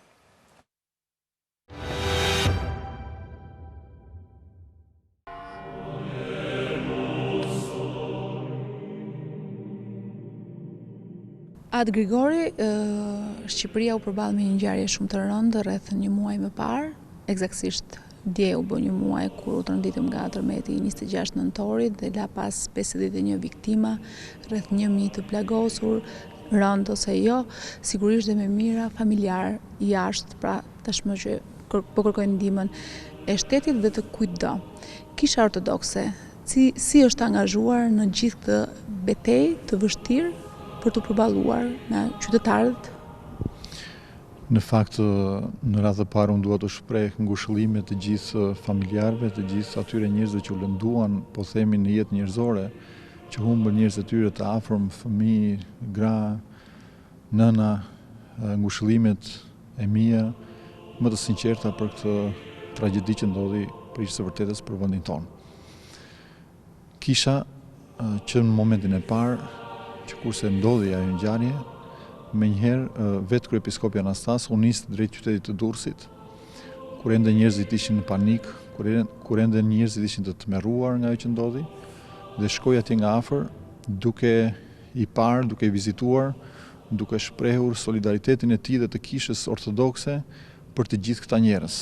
Gjë e parë që u bë, po themi që atë mëngjes herët kur ndodhi edhe tërmeti, u hapën dyert e kishës në qytetin e Durrësit, meqense kisha i rezistoi asaj goditjes së madhe që ndodhi dhe të shumtë ishin ata njerëz që u mblodhën në sheshin e kishës së qytetit të Durrësit, të Apostull Pavlit edhe Shënasit, por gjithashtu u dha menjëherë urdhri që të hapen dyert e manastirit të Shëmblashit. Është një kompleks godinash aty ku në të vërtetë është edhe Akademia Theologjike, tashmë Kolegji Universitar Logos, ku studiojnë studentët tanë, ata që përgatiten për teologjinë, dhe u hapën aty dhe menjëherë u nisën drejt këtij manastirit të shumta familje të cilat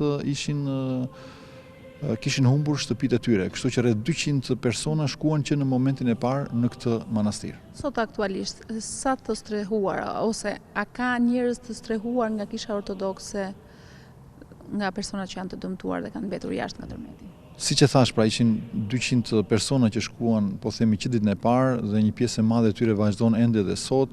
Kisha Ortodokse, duke qenë se kishte të ngritur infrastrukturën, po themi për sa u përket fjetinave, për sa i përket mencës, për sa u përket të tjerave kushte të domosdoshme që nevojiten, i strehoi që në momentin e parë dhe gjithë ata që shkuan dhe u strehuan në këtë manastir dhe vazhdojnë ende sot në ditën që flasim, sepse ne dimë që të shumtë janë ata të cilët humbën edhe shtëpitë dhe sigurisht ata vazhdojnë ende të strehohen edhe sot e kësaj dite që neve flasim, ku dua të them që një punë e shkëlqyer është bërë nga gjithë stafi i manastirit atje, por jo vetëm nga studentët e akademisë. Duhet të dimë që gjithë infrastruktura u ngrit dhe u zhvendos në manastirin e Shëmblashit, kështu që ndihma jonë e parë, do të ndaj edhe këtë gjë me dëgjuesit. Që ditën e parë, kryepiskopi Anastas u bëri thirrje të gjithë besimtarëve në Shqipëri që të solidarizoheshin menjëherë me njerëzit të cilët ishin lënduar. Dhe dua të them që në datën 26, Rinia Ortodokse e Tiranës, gjithashtu nëpërmjet valve të radios ngjalle që është e kishës ortodokse dhe qefalet të Shqipërisë, u bën thirrje besimtarëve të cilët nisën të grumbullonin ushqimet përpara kishës katedrale. Dolën grupe të rinj dhe gjithashtu në atë ditë, në datën 26 nëntor, u grumbulluan afërsisht rreth 2 tonë ushqime të cilat u nisën menjëherë drejt manastirit të Shëmblashit, sepse nuk ishte i përgatitur për të pritur një fluks kaq të madh njerëzish. Sot pas pas një muaj, sa është kontributi i Kishës Ortodokse përtej faktit që keni ndihmuar edhe në strehimin e këtyre njerëzve të mbetur jashtë, pra pa banesa? Keni një vlerë monetare, nuk di ta them, po ndoshta edhe materiale që ju është ofruar nga Kisha Ortodokse dhe si po punohet më tej për të qenë sa më afër këtyre njerëzve që kanë më shumë se asnjëherë nevojë? Sigurisht u ngrit një shtab i emergjencës i drejtuar nga mitropoliti i Apollonisë dhe Fierit Irsi Nikola, së bashku me personat që ndihmojnë atë, me klerikët e kishës dhe me punonjësit e manastirit, dhe aty u vendos shtabi i përgjithshëm. Di të them që deri më sot, pra që ne flasim, janë rreth 50 ton ushqime dhe veshmbathje të cilat janë grumbulluar në manastirin e Hirshëm dhe Shën Vlashit në Durrës, por gjithashtu ka edhe një shumë të konsiderueshme të hollash dhe vazhdon edhe tani që flasim, ne vazhdon ende të grumbullohen, të mblidhen në llogaritë që hapi kisha pikërisht me këtë rast, dhe sigurisht ato do të bëhen publike, të ditura në momentin që do të jenë të gjitha të numëruara dhe të llogaritura mirë. Por ajo që është e rëndësishme, që sërish mendoj ta ndajmë, është që shtabi që u ngrit pranë manastirit të Hirshëm të Shën Vlashit në drejtimin e mitropolitit Fierit Hirsi Nikols bashkëpunon ngushtësisht edhe me shtabin që është ngritur, me shtabin e emergjencës që është ngritur në qytetin e Durrësit. Madje kemi një kontakt, kështu që për çdo gjë ka nevojë ata, ne sigurisht i marrim gjërat që kemi ne aty, i dërgojmë ato tek shtabi i emergjencës, të cilët ata më pas kryejnë shpërndarjen e të gjitha këtyre ndihmave që nevojiten. Atë Grigori, si keni parë angazhimin e komuniteteve fetare në këtë tragjedi? Dua të them që reagimi i komiteteve fetare i të tërëve në përgjithësi ka qenë i menjëhershëm, si Kisha Ortodokse që tham, por edhe Komiteti Mysliman, edhe Komiteti Katolik, edhe Komiteti Ungjillor, pra të gjithë menjëherë u angazhuan që të ndihmonin realisht ata njerëz të cilët u prekën nga kjo fatkeqësi kaq e madhe. Sigurisht që meritohet një falënderim dhe mirënjohje për të gjithë ata njerëz të cilët qëndruan pranë vëllezërve dhe motrave tona të cilat ishin në nevojë në këto ditë të vështira. A keni një mesazh që doni të përcjellni për autoritetet që po merren me menaxhimin e kësaj situate? Ndoshta është folur në fakt edhe nga pjesa katolike për rëndësinë që ka që të ndërtohet dhe të ndërtohet mirë dhe mos t'i lihet të gjitha fenomenit të tërmetit si pasojë që solli këto viktima. Patjetër, ajo që nevojitet në këto momente është që të bëhet pra të shihet se si është realisht gjendja, të shihet nga afër çdo lloj dëmtimi, pra të ketë një konstatim real të gjithë kësaj që ka ndodhur, të gjithëve atyre që janë lënduar. Por nga ana tjetër kërkohet edhe një përgjegjësi shumë e madhe, një përgjegjëshmëri shumë e madhe për të mirë menaxhuar të gjitha këto fonde dhe të ardhurat që janë vënë në dispozicion, sepse ne pam që të gjithë shqiptarët kudo ku ata jetonin u solidarizuan me këtë pra në ndihmë të vëllezërve dhe motrave tona që ishin në fatkeqësi, por jo vetëm, ne pam edhe fëmijët tanë, pam këdo, pam edhe institucionet e larta, po themi drejtuese të Bashkimit Evropian, të Komitetit Evropian, të cilët ofruan asistencë dhe ndihmë konkrete. Ajo që është shumë e rëndësishme është që të mirë menaxhohen të gjitha këto fonde që kanë edhe të shkojnë aty ku duhet. Pra, të gjitha këto janë grumbulluar për të ndihmuar këta njerëz. Dhe shpresojmë dhe lutemi Zotit që sa më shpejt këta njerëz të kenë banesat e tyre. Ja, unë para disa ditësh isha me grupin e rinisë në qytetin e Durrësit, ku vizituam nga afër disa familje që janë të lënduar, të cilët kanë problemin e strehimit, sepse është vështirësi shumë e madhe që të gjesh një shtëpi sot ta marrësh me qiran në qytetin e Durrësit, sepse ishin të shumtë ato që u dëmtuan dhe ata që kanë në pronësi, po themi hotelet apo ato ambientet tyre që i kanë ofruar nuk mund të ofrojnë një zgjidhje të përhershme apo të gjatë, sepse ne dimë që një pjesë e madhe në biznese private të cilat ata i përdorin edhe për të ndihmuar ekonominë e tyre, kështu që duhet një reagim sa më i shpejt, nga institucionet, por më lejoni të lutem që të falenderoj të gjithë ata njerëz që ndihmuan dhe kontribuan. Këtu nën kuptoj ata djemë dhe vajzat tona që shërbejnë në policinë e shtetit, mjekët tanë të spitaleve që bën një punë të zjarfiksit, ndihmat e emergjenca civile, pra të gjithë ata që kontribuan meritojnë një falënderim dhe mirënjohje nga të gjithë populli shqiptar. Sigurisht, edhe pyetje, konstatim fakt. Krishtlindja për këtë vit për besimtarët e krishterë ka qenë një moment i vështirë, është kaluar në këto lloj kushte për besimtarët të cilët përjetuan tragjedinë nga tërmeti. Një mesazh që do përcjellni, sepse vërtet kanë kaluar 2 ditë nga nata e Krishtlindjes dhe festa që kremtohet? Mesazhet e Krishtlindjes, pavarësisht situatave, ndodhive, fatkeqësive që mund të ndodhin, mbeten sërish plot shpresë, edhe ajo që unë dua t'i uroj gjithsecilit prej nesh në këtë vit, të kemi sa më shumë solidaritet ndërmjet njëri tjetrit, të jemi sa më solidar, të duam sa më shumë njëri tjetrin, të gjendemi pranë atyre njerëzve që janë në nevojë. Nuk është se kjo fatkeqësi, po themi, do mbyllet, nuk do ketë më të tilla. Ne kemi plot njerëz të cilët janë ende të varfër, të cilët përballen me vështirësi të mëdha ekonomike. Ne u bëm thirrje, kryepiskopi u bëri thirrje të gjithë besimtarëve që të qëndrojnë pranë njerëzve që janë nevojë, duke nisur nga shkallët e kishës, në dyert e kishave, por në rrugët ku neve kalojmë ecim për ditë, në lagjen tonë, në pallatin tonë, kudo i gjejmë këta njerëz, kështu që mbetet si një lloj moto për të gjithë neve besimtarët, por jo vetëm, që të jemi pranë atyre njerëzve që janë realisht në nevojë. Unë uroj të gjithëve shqiptarëve gëzuar Krishtlindjen dhe vitin e ri.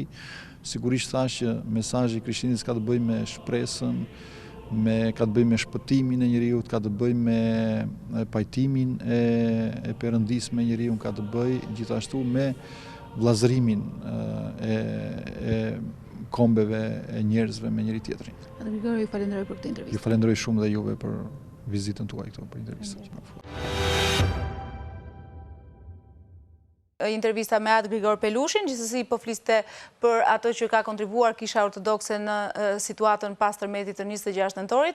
Ne do të vjojmë bisedën në studio me sigurisht me të ftuarit e mbrëmjes së sotme. Do të ndalem tek zoti Gura. Zoti Gura, cili është kontributi konkret i komunitetit musliman në gjithë këtë situatë? Sepse kemi folur në vjetë përgjithshme deri tani. Sakt.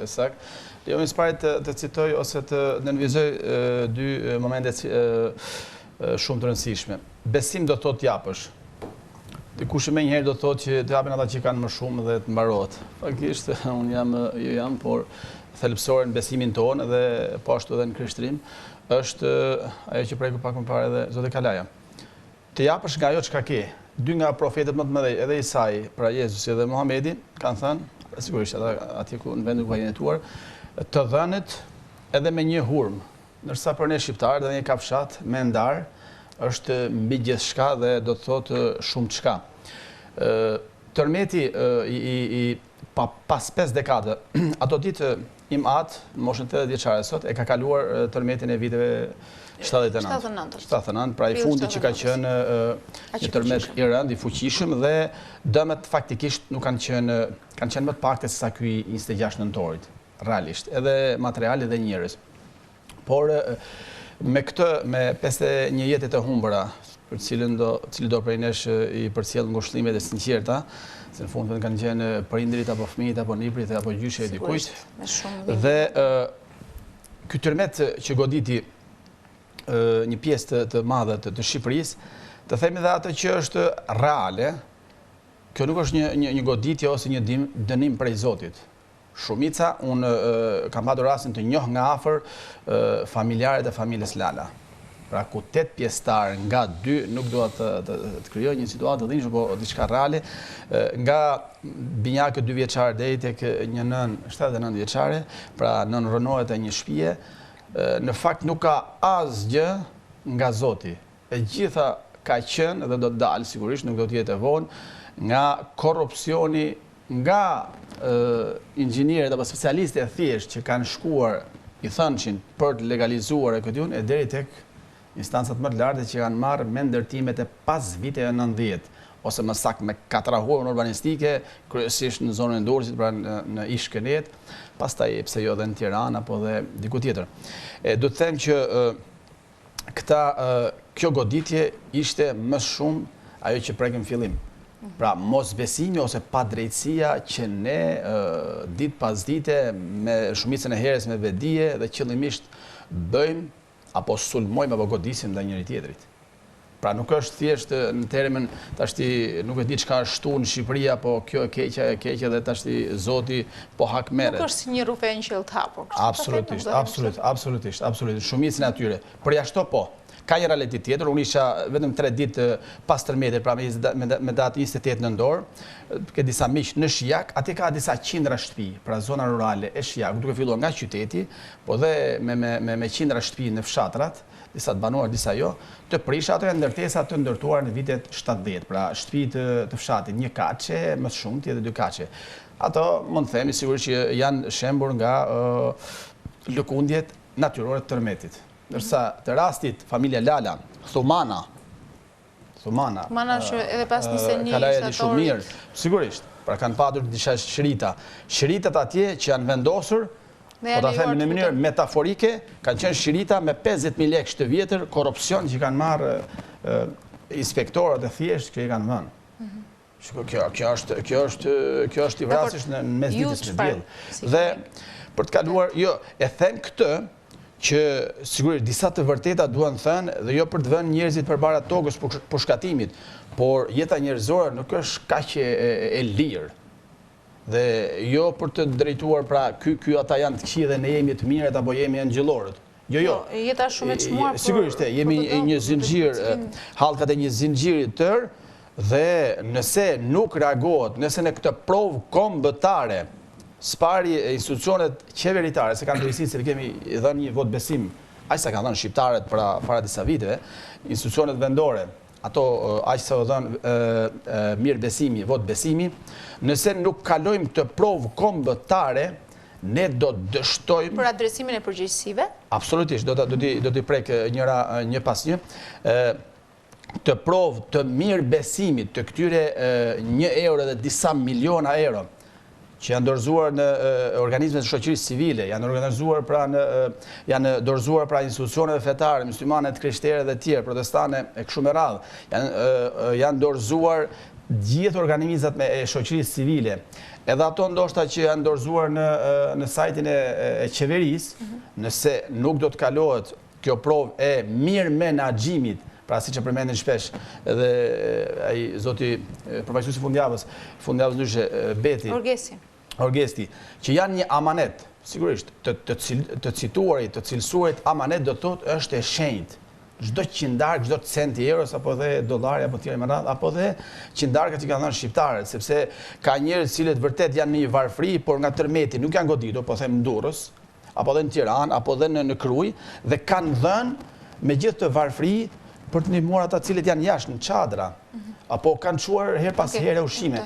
Dhe ne, si komunitet musliman, sigurisht brenda kapaciteteve tona financiare, por edhe frymore, thuaj se më shumë ti myftinia, pra strukturat vendore, myftinia Durrës dhe ajo Krujë janë mobilizuar dhe gjenden në terren më tepër me ushqime dhe veshmbathje ke familjet më të goditura. Është e vërtet vetëm një ndërhyrje edhe zoti Dritan Rahmani, imami Thumanës, e cila është edhe Aramerasi. Po, Aramerasi. Na kanë ndihmuar dhe neve në butjer pas here me ndihmat e vëllezërve muslimanë. Patjetër shumë mirë dhe atë duhet bëj, patjetër kushdo hoxh atje, pra sepse edhe nga objektet e kultit për fat të mirë ka disa dëmtime. Jo masive, por në Krujë dhe për të tronditur. Jo, nuk ka patur, besoj janë gjëra që te kalohen, por do të them që brenda kapaciteteve financiare dhe njerëzore, kryesisht në Durrës, kur them Durrës, tashmë në zonën Shijaku më shumë dhe në Krujë apo dhe në Bopshi sa zoti Kalaja, ushqimore dhe veshmbathje. Pra, është akoma situata që tha edhe regjizori dhe Kalaja, emergjente e përditshmërisë njerëzve. Pra, sigurisht, shpëtuan nga muret e qaret plasaritur, apo nga qatit e rëna, apo gjysë të rëna, por nuk mund të jetohet 2 familjar apo 10 familjar në çadër pa ushqim. Plus asaj është dhe diçka tjetër. Janë edhe fëmijët janë në shkollë, nuk mund të ndërpritet. Është ndërprer ndoshta java e parë apo kështu, por shkolla duhet vazhdoj. Po s'ka shkollë. Sigurisht, nëse atje po ka. Aktualisht jemi në kohë pushimesh, por që nuk po kryhet mësimi. Po, atëherë ajo kohë domethënë që ra tërmeti, po marrim në rastin e Bupqit, të shkolla u rrënua. Normalisht ndërhyri me skavator edhe u ndërprej, jo vetëm ajo shkolla aty, po edhe shkolla, sepse Bubqi ka 9 fshatra në vetvete. Komuna Bubqi ka edhe 9 fshatra tjere. Imagjinoni sa shkolla ka, shkolle mesme, shkolla 9-vjeçare tjere, kopshte. Por, përse i përket shkollës Bubqit, aty u bë një kalim, shkojnë orën 12, organizuar me autobuza në Fushkruj. Pra bëj turni 2 dhe shkonin me autobuza, krijoi fakt një lloj konfuzioni aty, orari mbrëmjes. Po patjetër mëse, ajo është krejt normale që të shkojnë në shkollë, se jeta vazhdon, por ideja është që ajo që do të ngreja unë si pyetje është kur do ndërtohet. Pra ne kemi sot emergjencë, ndoshta shkolla mund të bëhet përpara shtëpisë apo jo. Pra, sepse aty do marrin pjesë gjithë nxënësit e një zone. Pra, pyetja madhe, kur ti nuk je në gjendje të ndërtosh dot një shkollë, ka kaluar 1 muaj nga tërmeti dhe nuk e ndërtuar një shkollë, këtu pastaj ka në janar është thënë nga qeveria që të ketë një bilanc të gjithçka që ka ndodhur për të filluar veprimi. Kam një besim te qeveria dhe prandaj unë po bëj apelin tim si aktivist dhe pastaj qeveria vazhdon me ato premtimet e veta. Ta them këtë që atëherë, duhen marrë masat që të ndërtohet, duhet kemi një faturë financiare, qeveria duhet në thotë sa të pastre ka, sa banesa ka. Këto pra, kjo është thënë që në mes të muajt janar duhet ketë një faturë të plot financiare. Sa shtëpia janë, po si mund tjetë, ka kalu një muaj dhe si kemi... Po kanë kaluar disa vite në Aquila në Itali dhe ende së është menaxhuar situata normalisht. Vetëm në Itali nuk duhet krahasojmë, sepse qenë menaxhuar edhe njerë. Po jo pra se kjo është bërë zhargon kjo Aquila, se kuptoni se çfarë tërmeti ka ndodhur në Itali apo jo. Neve kishim tërmetin e Korçës, nëse do të dini se çfarë do ndodhi me këtë tërmet në Shqipëri, merrni fotografinë e Korçës. Është krijuar precedenti. Ata njerëz jetojnë akoma në çadër. Që kur ka rënë tërmeti Korçës, që është edhe një zonë e centralizuar, pra janë disa shtëpi aty dhe në rast se do kishte vullnet, ata nuk do jetonin sot e kësaj dite në çadër. Aulon, zoti Gura foli për përgjegjësi të institucioneve, për ata që kanë ndërtuar, mënyrën se si është ndërtuar. Ju keni qenë në zonën e Bubqit. Kryesisht janë ndërtime të kryer nga vetë banorët. Tani, ku qëndron përgjegjësia e qeverisë? Ti do të thuash duhet i kishte kontrolluar përpara se sa të legalizoheshin, të kryeshin këto procedura. Por ama ndërtimet vetë i kanë kryer dhe banorët. Tani unë nuk duhet dal kundër banorëve, por një lloj përgjegjësie edhe individuale duhet ta kenë njerëzit për mënyrën se si kanë ndërtuar dhe u është rrezikuar gjithë pasuria e tyre, qoftë edhe jeta në Thuman. Dakor, më nëse do merremi me njerëzit, domethënë që fajin e kanë njerëzit. Jo, prandaj po them, njerëzit kanë ndërtuar, praktikisht kanë ndërtuar vetë. Po sigurisht që kanë ndërtuar, se s'do rrin jashtë, domethënë, por shteti ku është në këtë rast? Pra, do kalojmë prapë te çështja e unazës së re. Domethënë, i merr taksa për 30 vite, ja u njeh banesat për 30 vite, i premton se do t'i legalizosh dhe çfarë ndodh tani? Shkon dhe i dhunon në atë protestë të tjera. Pra është e njëjta histori. Atëherë, nëse këtu jemi në një shtet që qytetari bën çfarë dojë, atëherë pse na duhet shteti në këtë rast? Pse ne duhet organizohemi në një mënyrë me shtetin dhe me qeverinë që kemi zgjedhur? Ne mund të organizohemi në mënyrën prehistorike që ka qenë më parë, mund të bëjmë çfarë duam, mund të ndërtojmë çfarë duam. Aulon, mund të kemi një shtet që ju thoni nuk kemi besim ndaj mënyrës se si funksionon. Ti si individ, unë si individ, si qytetari i këtij vendi, kur unë ndërtoj një godinë për të jetuar, për të rritur fëmijët në atë godinë, a e mendoj për vetën time se mund të përballem me situata të tilla? Juve keni një formim të caktuar, ne mund kemi një formim të caktuar, këtu kemi të bëjmë me njerëz që nuk kanë formime. Po njerëzit mendojnë për të nesër, nuk mendojnë për sot. Po flasim për zonat thella që nuk kanë asnjë lloj lidhje as me inxhinierët, as me arkitektët, as me çështje të tilla. Ti kontrollon te shteti. Po pikërisht pra, atëherë ne mund të kemi për shembull njerëz pa përgjegjshëm, po kjo s'do të thotë që t'ia ulejmë dorë atyre. Qeveria ku është në këtë rast, kjo është pikë pyetja. Pra, funksionon qeveria për të kontrolluar këto ndërtime apo jo? A ka funksionuar, a kanë funksionuar qeveritë në 30 vite? Zoti Gurra preku pikërisht pra. A kanë funksionuar qeveritë në 30 vite, sepse flasim në 2019, por këto fenomene nuk janë të panjohura as për mua, as për juve dhe për asnjërin prej nesh këtu. Pra ka 30 vite që ndërtohet. Edhe unë kam shumë dëshirë të flas edhe me emra konkret, nëse ke dëshirë, domethënë, sepse edhe unë ashtu du të flasë, ne tani nuk mund të bëjmë sikur s'ka ndodhur asgjë, kur për shembull e dim që në Durrës ka qeverisë një kryetar bashkie për 20 vjet apo jo. Kemi një kryetar bashkie për 20 vjet dhe ai po merret me menaxhimin e asaj që ka gatuar vet. Ne e dim se kush e ka udhëheq Tiranën për 15 vite apo 11 vite etj. Pra, Kjo është shumë e qartë kjo histori tani. Mos themi që këtu 30 vite, ligji 7501 etj. Këto gjëra janë konkrete tani. Në rast se do dikush do marrë përgjegjësi, merri shifi ato. A do të mbajë dikush përgjegjësi për të marrë? 7501 gjithë do të marrin përgjegjësi ato që kanë. Në aspektin e shenjtërisë, pronës shenjtërisë, 7501 është krim. Absolutisht. Vetëm një moment duhet me parë nga lart kënetin e Durrësit. Atëherë mund të vendosësh vitin Shqipërisë. Vetëm 1900 e këte jo, për para 1900-ës. Jo. 1900-ës? 1900.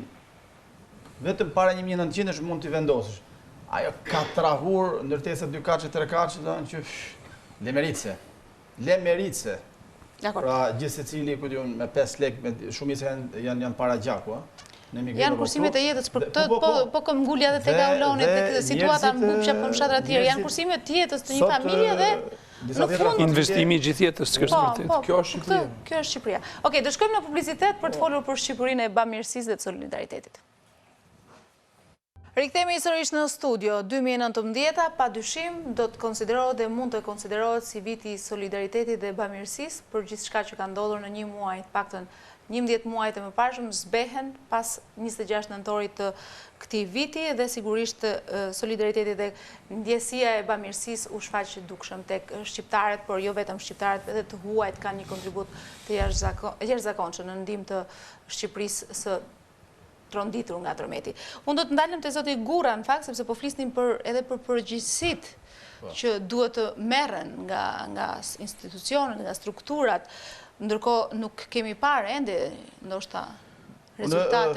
Do të paralel me këtë ose do të paralelizoja situatën me sigurisht nuk është krahasueshme, por si ndodhi fatkeqësi natyrore është e njëjtë me tërmetin që ndodhi në Gushtin 99 në Istanbul. Sigurisht aty bëhet fjalë për disa mbi 20.000 jetë të humbura, por dua të dalë te ajo e cila vlen edhe për ne sot, e cila akoma nuk ka filluar.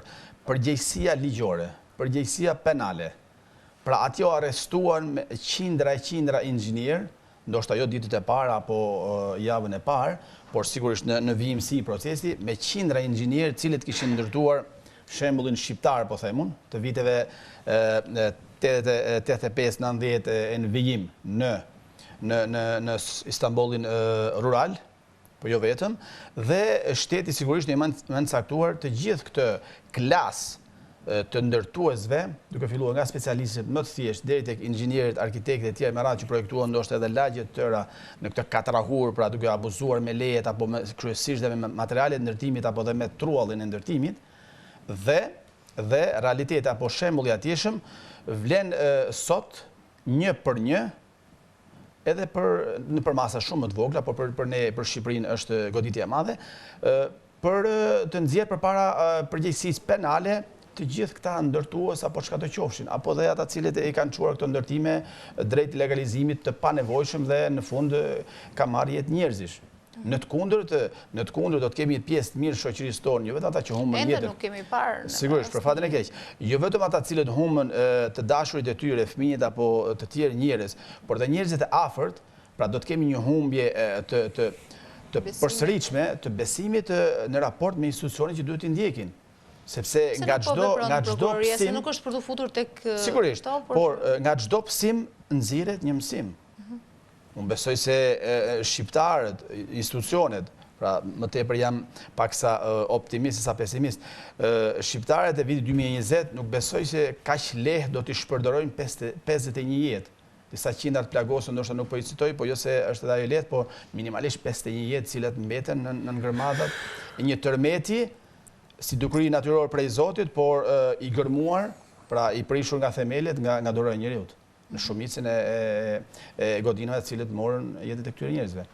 Dhe them se institucionet e kanë, e citova më parë, është provë kombëtare dhe shoqëria, në vetvete, shoqëria shqiptare e tregoi jo vetëm fisnikrinë, po formimin dhe pjekurinë e vet, duke dhënë këtë kontribut pa asnjë mëdyshje, shumë shpejt, nga çdo cep, jo vetëm Shqipërisë, po dhe i botës ku ka shqiptarë. Ka shoqëria shqiptare, duhet të ndalem tek ndihma që është ofruar nga Turqia, për cilën ju sapo po flisnit për se e ka kaluar një eksperiencë të ngjashme dhe më të rëndë, për fatin e keq, ka ofruar që do të ndërtojë 500 banesa për të... Sigurisht, ofrimet tilla kanë edhe biznesmene qoftë pacolja, po dhe biznesmene më dhej të shqiptar, po unë jo vetëm shpresoj, por besoj fuqishim që tashmë fjalët e hedhura, të thëna, qoftë edhe nga presidenti turk, Erdogan, të mund të filloj pra ndërtimi i 500 ndërtesave, apo një apartament, 500 banesa, pra një kompleks i Mirfield. Unë kam parasysh se që kompleks mund ndërtohen, sepse të njëjtën praktikë ndërtimi, urbanizimin e zonave kanë ndjekur me pas tërmetjen e vitit 1999. Nëse do të, po, në Istanbul, nëse do të realizohet ajo, do të jetë diçka jashtëzakonisht e mrekullueshme. Po them, pa egzagjerime, por do të jetë vërtet një model se si mund dilet jo vetëm nga kriza, por se si një kohë brenda shumë të shkurtër, qytetarët dëmtuar. Shpresoj që fjalët të kthehen sa më shpejt në vepra.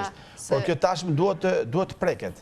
Duhet të jetë ndjeshme dhe prekshme për pra një muaj, jo vetëm nuk është shumë, por edhe pak nuk është që minimalisht këta që kanë folur, tashmë duhet të jetë në disa hapa konkret. Aulon, jemi te argumentet e fundit. Në mbyllje kemi edhe dimrin që është koha e e papërshtatshme për fituar në çadra. Argumentet e fundit jemi për secilin prej jush. Aulon, çfarë kërkojnë banorët? Po, sigurisht, çfarë kërkojnë banorët e Bupqit? Banorët e Bupqit në këtë moment si përfaqësuesi atyre me qenë. Po, patjetër. Jo, është aktivistë atje kemi. Tagër i madh për të mbajtur, ai sa kam pas mundësi kemi ndihmuar gjithsesi. Edhe sa të kemi mundësi do e bëjmë, por unë gjykoj që ata kanë nevojë në këto momente e para për batanie, për veshmbathje, sepse është shumë ftohtë, kanë filluar ditët e acarta, temperaturat janë ulur, tërmeti ranë një kohë të vështirë për Shqipërinë, do ishte më ndryshe koha e verës për këto çadrat. Më mirë që nuk ka rënë kohën e verës, sepse kohë plazhi në Durrës. Dakord, kjo është çështje tjetër, thika është me dy presa gjithmonë, po flas për post tërmetin në këtë rast, sepse çadrat verore që ka shpërndar qeveria, se janë çadra verore, duhet ta themi. Fusin çfarë bie jashtë, fusin brenda. Unë u habita fillimisht kur më kërkonin batanie pafund, ne shpërndanin batanie, po prap kërkonin batanie dhe mendova se ishte një çast abuzimi.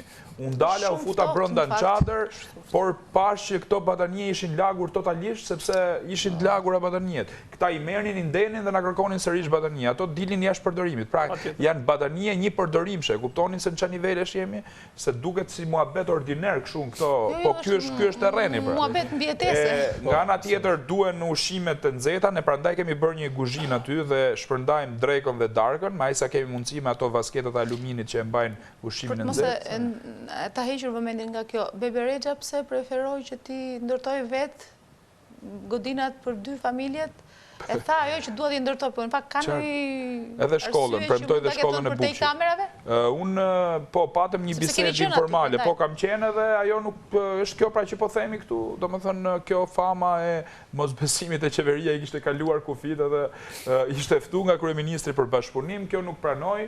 Unë takova dhe arkitekte, kishte marrë një staf me vete, arkitekte dhe disa inxhinier, ata i kishin bërë projektet gati, i pash, në fakt ato shtëpia nuk kanë qenë me garazhe, kjo kishte aq sa pashun me dijet e mia profane, me garazhe dhe me lulishte etj, ndërkohë që ato shtëpia nuk kanë qenë ashtu, kështu që kjo është një lajm shumë i mirë për ato banor, por lajmi më i mirë nuk është për ato 2 shtëpia, është për shkollën që ajo ka premtuar.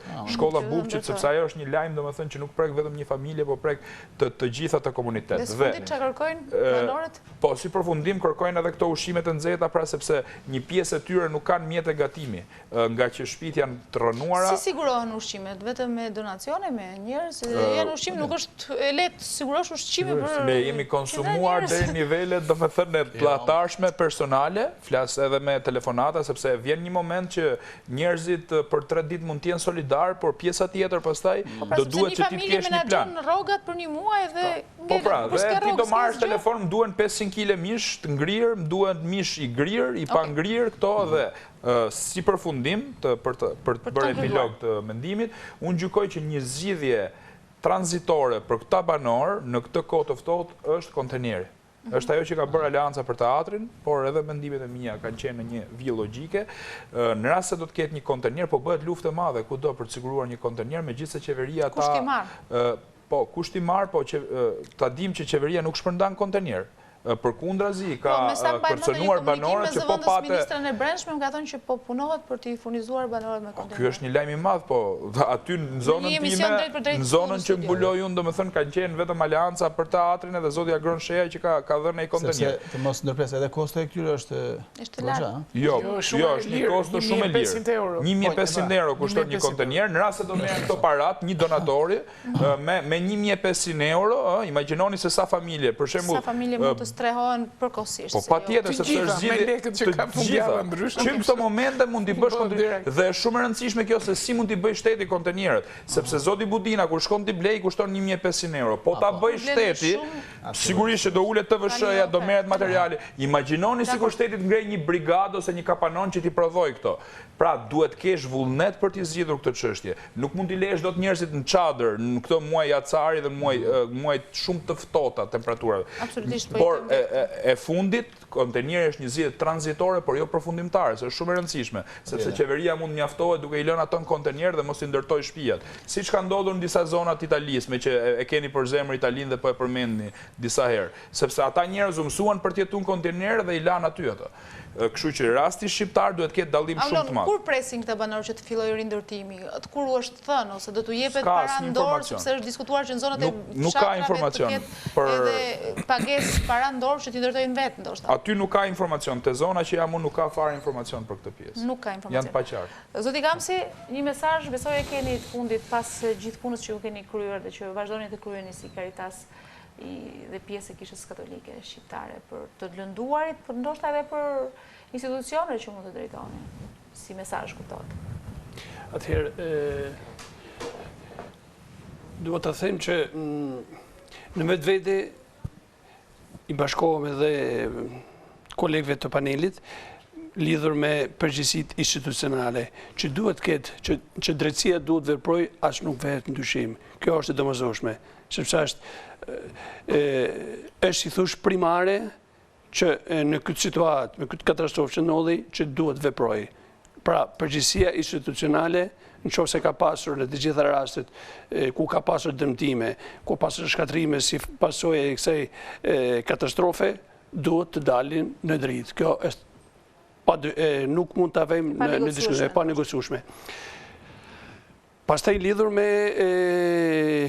nevojat, kërkesat që familjet, individet, komuniteti që kërkojnë, që janë të konstatuar që janë të nevojshme, unë do të thoja që duhet menuar për të ashtuquarit shtëpi provizore, është domosdoshme. Siç tha zoti, patjetër. Kisha Katolike, Caritasi Shqiptar, në disa raste, i ka në zonën e Manzit në Durrës, i ka ofruar, nëse nuk gaboj 2-3 familje, kontejner, kuptohet si box house, si shtëpi provizore, kuptohet që nuk është një zgjidhje optimale, por është e përkohshme normale, se sa të qëndroj në çadra, në këtë situatë të acarit që po afron, bile ka ofruar. Gjithashtu mendohet jo vetëm në zonën e Manisit, po edhe në zonën e Durrësit. A vazhdon të jetë funksional shtabi i emergjencave? Vazhdon që të jetë, patjetër. Krahas shërbimit, po në Caritas Shqiptar vazhdon, është aktiv si në ditën e parë. Krahas shërbimit, kratë asistencës së ushqimeve, batanijeve, krevateve, krahas shërbimit psikosocial, animacion, krahas shërbimit shëndetësor, po mendohet që të jepet edhe një zgjidhje provizore për këto familje të cilët janë në qell të hapur. Zoti Budina, për juve e kam fjalën për ta adresuar në fakt me atë që e nisa. Sigurisht mund thoni dhe të evidentonte faktin që patëm Solidaritet e Bamiresi e këtë po e themi gjatë gjithë kësaj mbrëmje, por teatri nuk u shemb. Në fakt nuk është tema e emisionit, por që dua të shkoj aty ku ju jeni angazhuar prej rreth 2 vitesh në një aleancë për mbrojtjen e teatrit. A do të shembet teatri? Sigurisht që ju thoni që s'do shembet, por që si e shihni ju zhvillimin logjik dhe ligjor të kësaj situate. Faleminderit që ma dhe këtë mundësi, po para se të kaloj këtë teatr, duhet i bëj një thirrje kryeministrit reale, të mendoj për njerëzit, për sa kohë është akoma aty, se na e mori pushtetin duke na recituar Biblën dhe po na e përfundon duke recituar Kuranin dhe pa bërë asgjë, dhe pa bërë absolutisht asgjë dhe po jep vetes disa atribute që po është mbi fet, mbi mbretërit, mbi gjithçka. Në fakt, puna e tij është ajo që duhet bëj të ndihmoj njerëzit dhe të gjej këto zgjidhje për të cilat po flasim. Teatri nuk do shëmbet, sepse ka një masë aq të madhe njerëzish që e mbështesin dhe ka njerëzit më të mençur të kësaj shoqërie që e mbështesin. Ka dhe ligje të cilat shkelin kushtetutën, sepse jemi në një situatë anormale, unë nuk ma merr mendje mos e dini. Nuk kondicionin gjykatë kushtetuese, sepse nuk ka gjykatë. Gjykatën kushtetuese e ekzekutoi ky pushtet në bashkëpunim me ndërkombëtarët, cilët nuk bëjnë të njëjtën gjë në Maqedoni me dështimin që pësuan në Shqipëri. Atje e pranojnë dështimin, ndërkombëtarët në Shqipëri nuk e pranojnë, që kanë dështuar rënd dhe i kanë bërë atentat demokracisë shqiptare, duke i lënë këtë pushtet të vjedhë. Çfarë do ndodhë me teatrin? Ne jemi aty, do ta mbrojmë, ne kemi mbështetjen e Europës së trashëgimisë. Teatri do jetë një nga 7 vendodhjet më të rrezikuara të Europës, pra është pasuri europiane, si rezultati i festivalit të për mbrojtjen e teatrit që bëjmë ne, që kemi prodhuar mbi 50 shfaqje në teatrin kombëtar, me trupa nga Italia, Gjermania, Amerika, Franca, Maqedonia e Veriut, dhe jemi aty dhe ditën që këta do tentojnë, do vinë ata njerëz që kanë dhënë shfaqje, do t'i lajmërojmë. Na kanë dhënë fjalën, do vinë nga Hamburgu, do vinë nga Vjena, do vinë përfaqësuesit e Europa Nostrës dhe le të vinë me fadroma të shëmbi një pasuri që është e gjithë shqiptarëve, të shëmbi kulturën, dinjitetin e shqiptarëve. Ju thonë që nuk do shëmbet pavarësisht se nuk do shëmbet, sepse është një pushtet kartoni, sidomos kur flet kryetari i bashkisë, pse ka përcen çdo.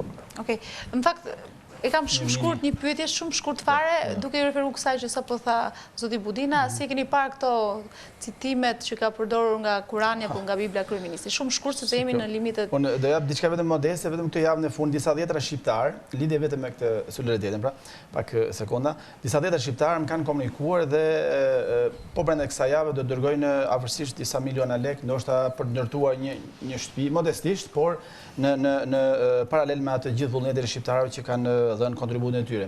Një shumë pozitiv, në lidhje me absolutisht, por të gatshëm, ndërsa në lidhje me përdorimin nga ana e vargjeve biblike apo dhe kuranore, nga ana e kryeministit, sigurisht unë nuk mund të hyj në brendësinë e tij se sa është i apo pa sinqert, po sigurisht ajo është prekje e ndjeshmërisë së besimtarëve, qoftë citimet nga Kurani, qoftë citimet e disa filozofëve, qoftë edhe përmendja e citimet të Isait, pra nga Bibla të Jezusit. Normal, në këto raste nuk do ta shoh gjithën të zezë përdorimin, por në momente delikate edhe djalli citon Biblën, a?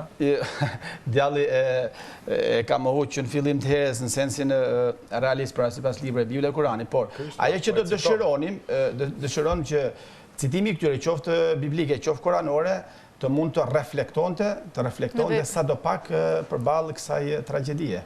Nëse më lën 2 sekonda shkurt.